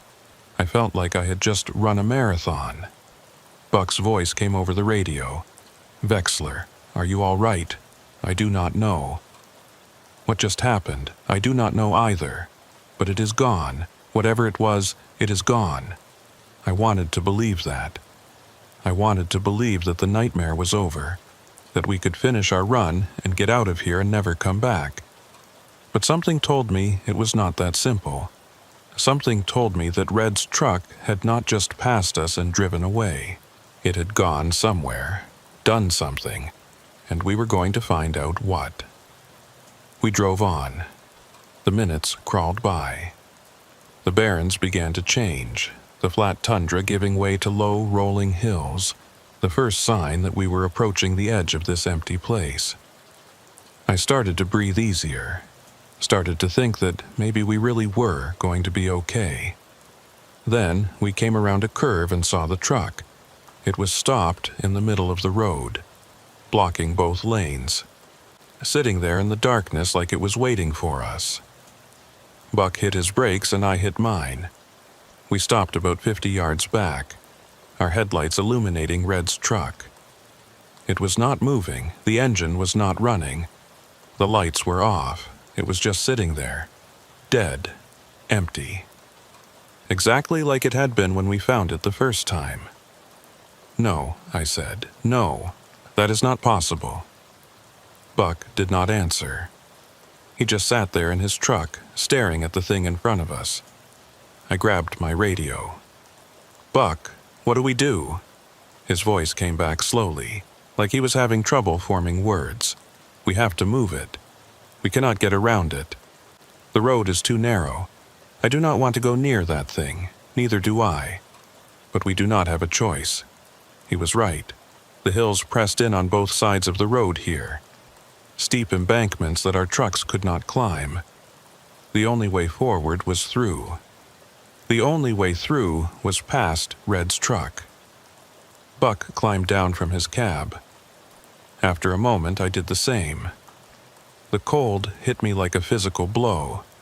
It was worse here than it had been in the open barrens, the air dense and sharp, cutting through my gear like it was not there. I walked toward Red's truck, my boots crunching on the frozen road. Buck fell in beside me. We approached the cab slowly. The door was closed. The windows were dark. There was no sound, no movement, no sign that anyone was inside. Buck reached the door first. He stood there for a moment, his hand on the handle. Then he pulled it open. The cab was empty, just like before. No driver, no body, nothing but frost and darkness, and the smell of cold metal. The steering wheel was covered in ice. The seat was covered in ice. Everything was frozen solid, like the truck had been sitting here for years instead of minutes. I looked at the dashboard. The keys were in the ignition. The odometer showed the same mileage it had shown when we found the truck the first time. "This truck did not drive anywhere," I said. "It has not moved. The mileage is the same." Buck was staring at the interior. His face was pale. Then, what passed us on the road? What did we see? I did not have an answer. We checked the trailer. It was empty, unlocked. No cargo, no sign that anything had ever been inside. Just bare metal walls and a floor covered in frost. "We need to move it," Buck said. "We will put it in neutral and push it off the road. Then we keep going and we do not look back." I did not argue. I just wanted to get away from this thing.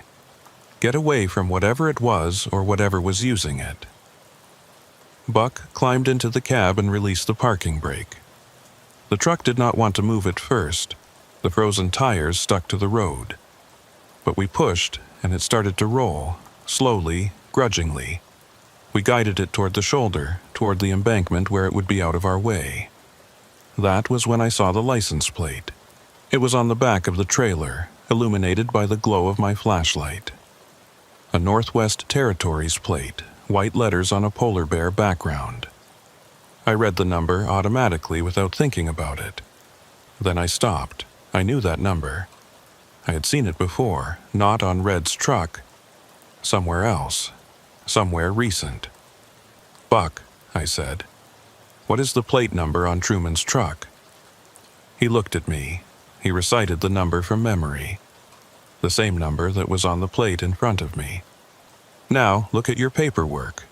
The shipping manifest. What is the plate number listed for Keegan's truck? The one that was supposed to be the third rig in our convoy." Buck stared at me for a long moment. Then he pulled out his manifest and found the entry. His face went white.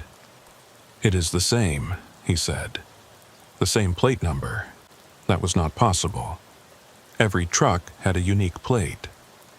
Two different vehicles could not have the same registration, unless they were not two different vehicles, unless they were the same truck." "Keegan backed out of this run at the last minute," I said. "Family emergency. That is what you told me. But what if he did not back out? What if something happened to him?" Buck was shaking his head. No, I talked to dispatch. They said he called in sick." "Did you talk to Keegan?" He did not answer. He did not have to. We both knew the truth. He had not talked to Keegan. He had not confirmed anything. He had just taken dispatch at their word and moved on. But dispatch was back in Inuvik. They only knew what they were told. If someone had called in claiming to be Keegan, claiming to have a family emergency, they would have no way to verify it. No way to know if it was really him. No way to know if he was already out here on the road. Already part of whatever was happening in the Barrens. "We need to go," Buck said. "We need to get to the camp and call this in. All of it. Red's truck, the plate numbers, everything." I agreed. We left Red's truck on the shoulder and went back to our rigs. I climbed into my cab and started the engine and tried not to think about what we had just discovered. Tried not to think about what it meant. Keegan's truck. Red's truck. The same plate number. Two drivers who had gone into the Barrens and not come out. And now their trucks were here, waiting for us, following us, blocking our path. Like they were trying to tell us something. Or stop us from getting through. We pulled around Red's truck and continued down the road. I kept checking my mirrors, expecting to see it start up again, expecting to see those headlights appear behind us. But there was nothing. The road stayed dark.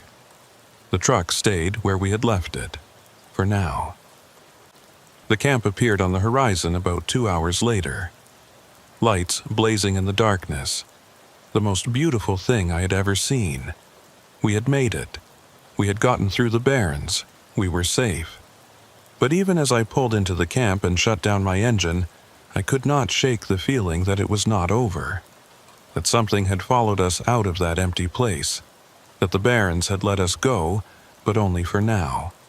Only until it was ready to take us back. I climbed down from my cab and stood in the cold, looking back the way we had come. The darkness was absolute out there. No lights, no movement, nothing to see. But I knew they were out there. Red and Keegan, driving the same truck, waiting on the same road. And sooner or later we would have to go back. Sooner or later, everyone goes back. We stayed at the camp for 2 days. That was not the plan. The plan was to unload, rest for a few hours, and head back to Inuvik. But the weather turned bad the night we arrived. A storm system moving in from the northwest that dropped visibility to 0 and made travel impossible. We were stuck. I did not mind.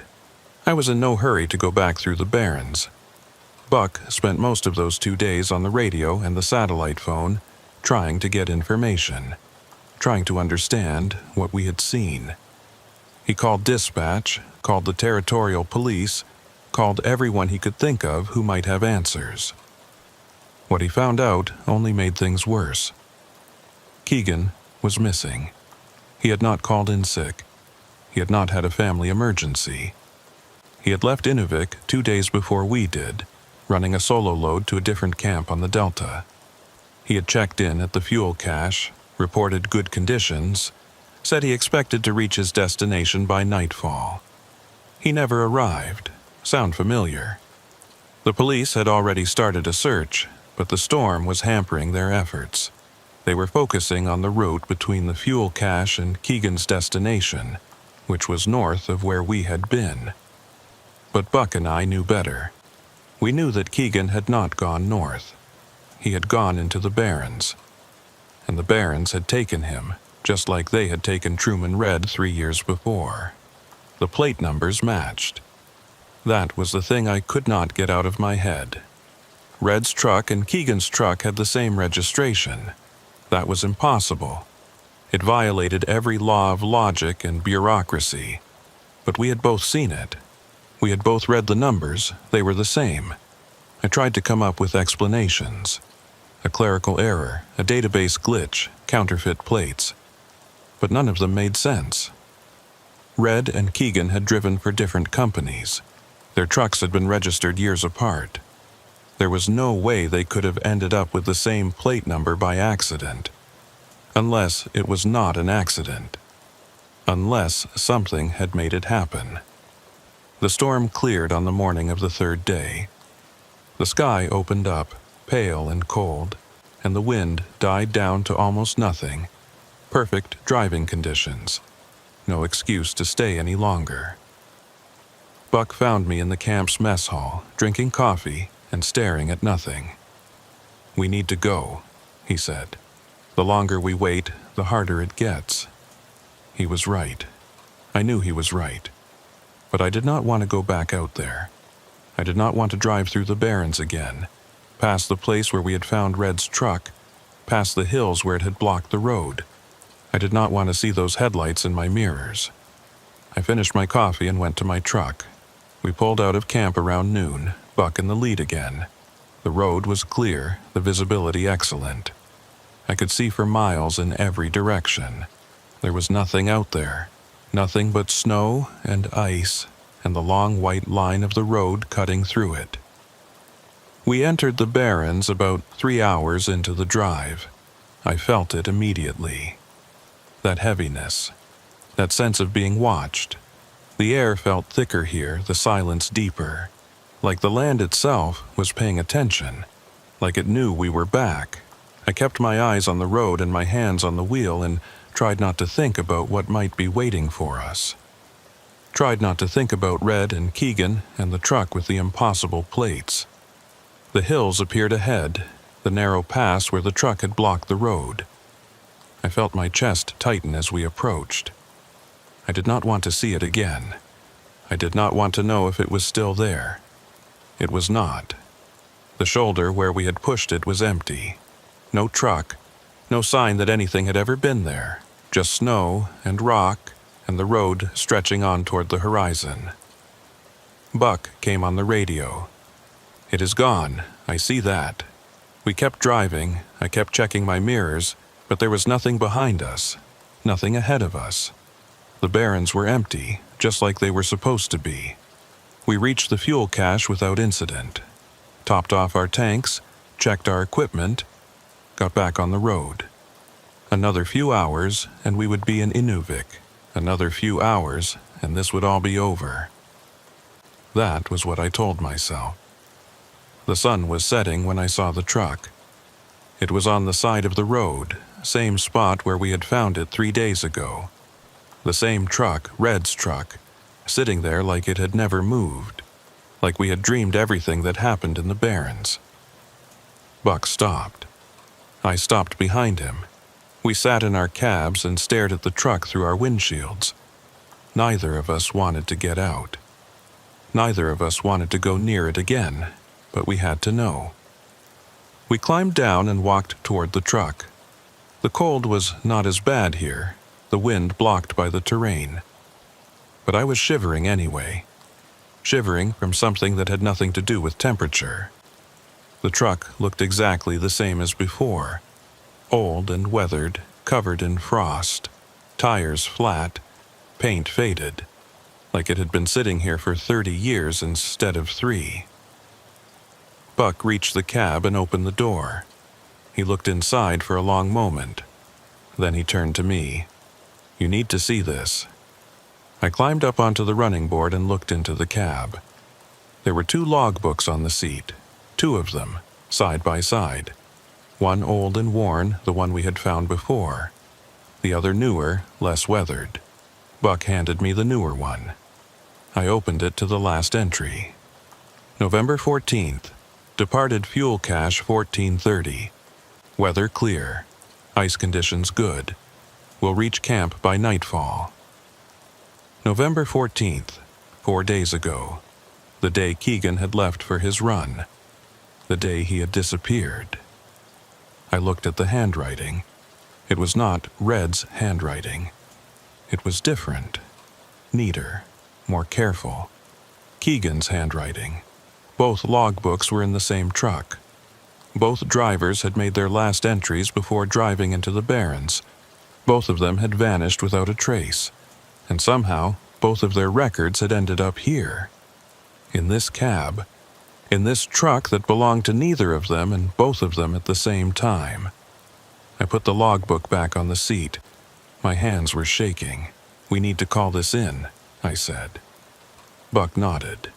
His face was gray. We went back to our trucks and Buck made the call. Police. Search and rescue. Everyone. He told them what we had found, where it was, what it might mean. They said they would send a team out immediately. They said they would take it from there. We got back on the road and drove to Inuvik. We did not stop again. We did not look back. We just drove until we saw the lights of the town and knew we were out of the Barrens for good. I gave a statement to the police the next morning, told them everything. The truck appearing out of nowhere, the headlights following us, the plate numbers that matched, the 2 logbooks in the same cab. They wrote it all down and nodded politely and looked at me like I was losing my mind. Maybe I was. The investigation went on for weeks. They found Keegan's truck about 10 miles from where we had seen Red's, buried in a snowdrift just off the road. It was empty. No driver, no sign of what had happened. The plate number was different from the one on Red's truck. Normal. Legal, nothing unusual. But I knew what I had seen. Buck knew what he had seen. We had both read those plates and they had been the same. The same number on 2 different trucks. I requested a copy of the accident file from Red's disappearance 3 years ago. I do not know why, I just felt like I needed to see it. Needed to understand. The file arrived a week later. I sat in my apartment and went through it page by page. Police reports, search records, witness statements.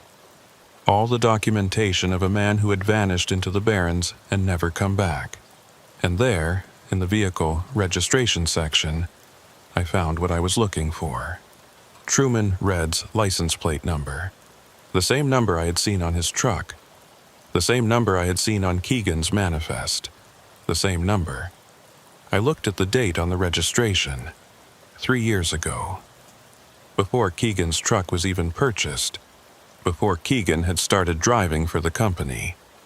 Before any of this had happened. The plates had matched. They had always matched. From the very beginning. I closed the file and sat there for a long time, trying to understand. Trying to make sense of something that could not make sense. 2 drivers. 2 trucks. The same plate number. One disappears, then the other. Their logbooks end up in the same cab. Their trucks end up on the same road. Like they were connected. Like they were the same person. Like the Barrens had taken them and merged them together into something that was neither one nor the other. I do not drive the northern routes anymore. I put in for a transfer the day after I got that file. Southern runs only. Nothing above the 60th parallel. The company did not ask why. Maybe they had heard the stories. Maybe they knew. Buck still drives the Barrens. I talked to him last month and he said he had not seen anything unusual. No headlights following him. No trucks appearing out of nowhere. Everything normal. Everything quiet. But he also said he drives faster through that section now. Does not stop at the fuel cache after dark. Does not look in his mirrors more than he has to. He knows something is out there. He knows it is waiting. I think about Red and Keegan sometimes, late at night when I cannot sleep. I think about them driving through the barrens, alone and lost, heading toward destinations they would never reach. I think about their logbooks sitting side by side in that frozen cab. Their last words written on those pages. Weather clear. Ice conditions good. We'll reach camp by nightfall. They thought they were going to make it. They thought they were going to be okay. I wonder if they ever realized they were wrong.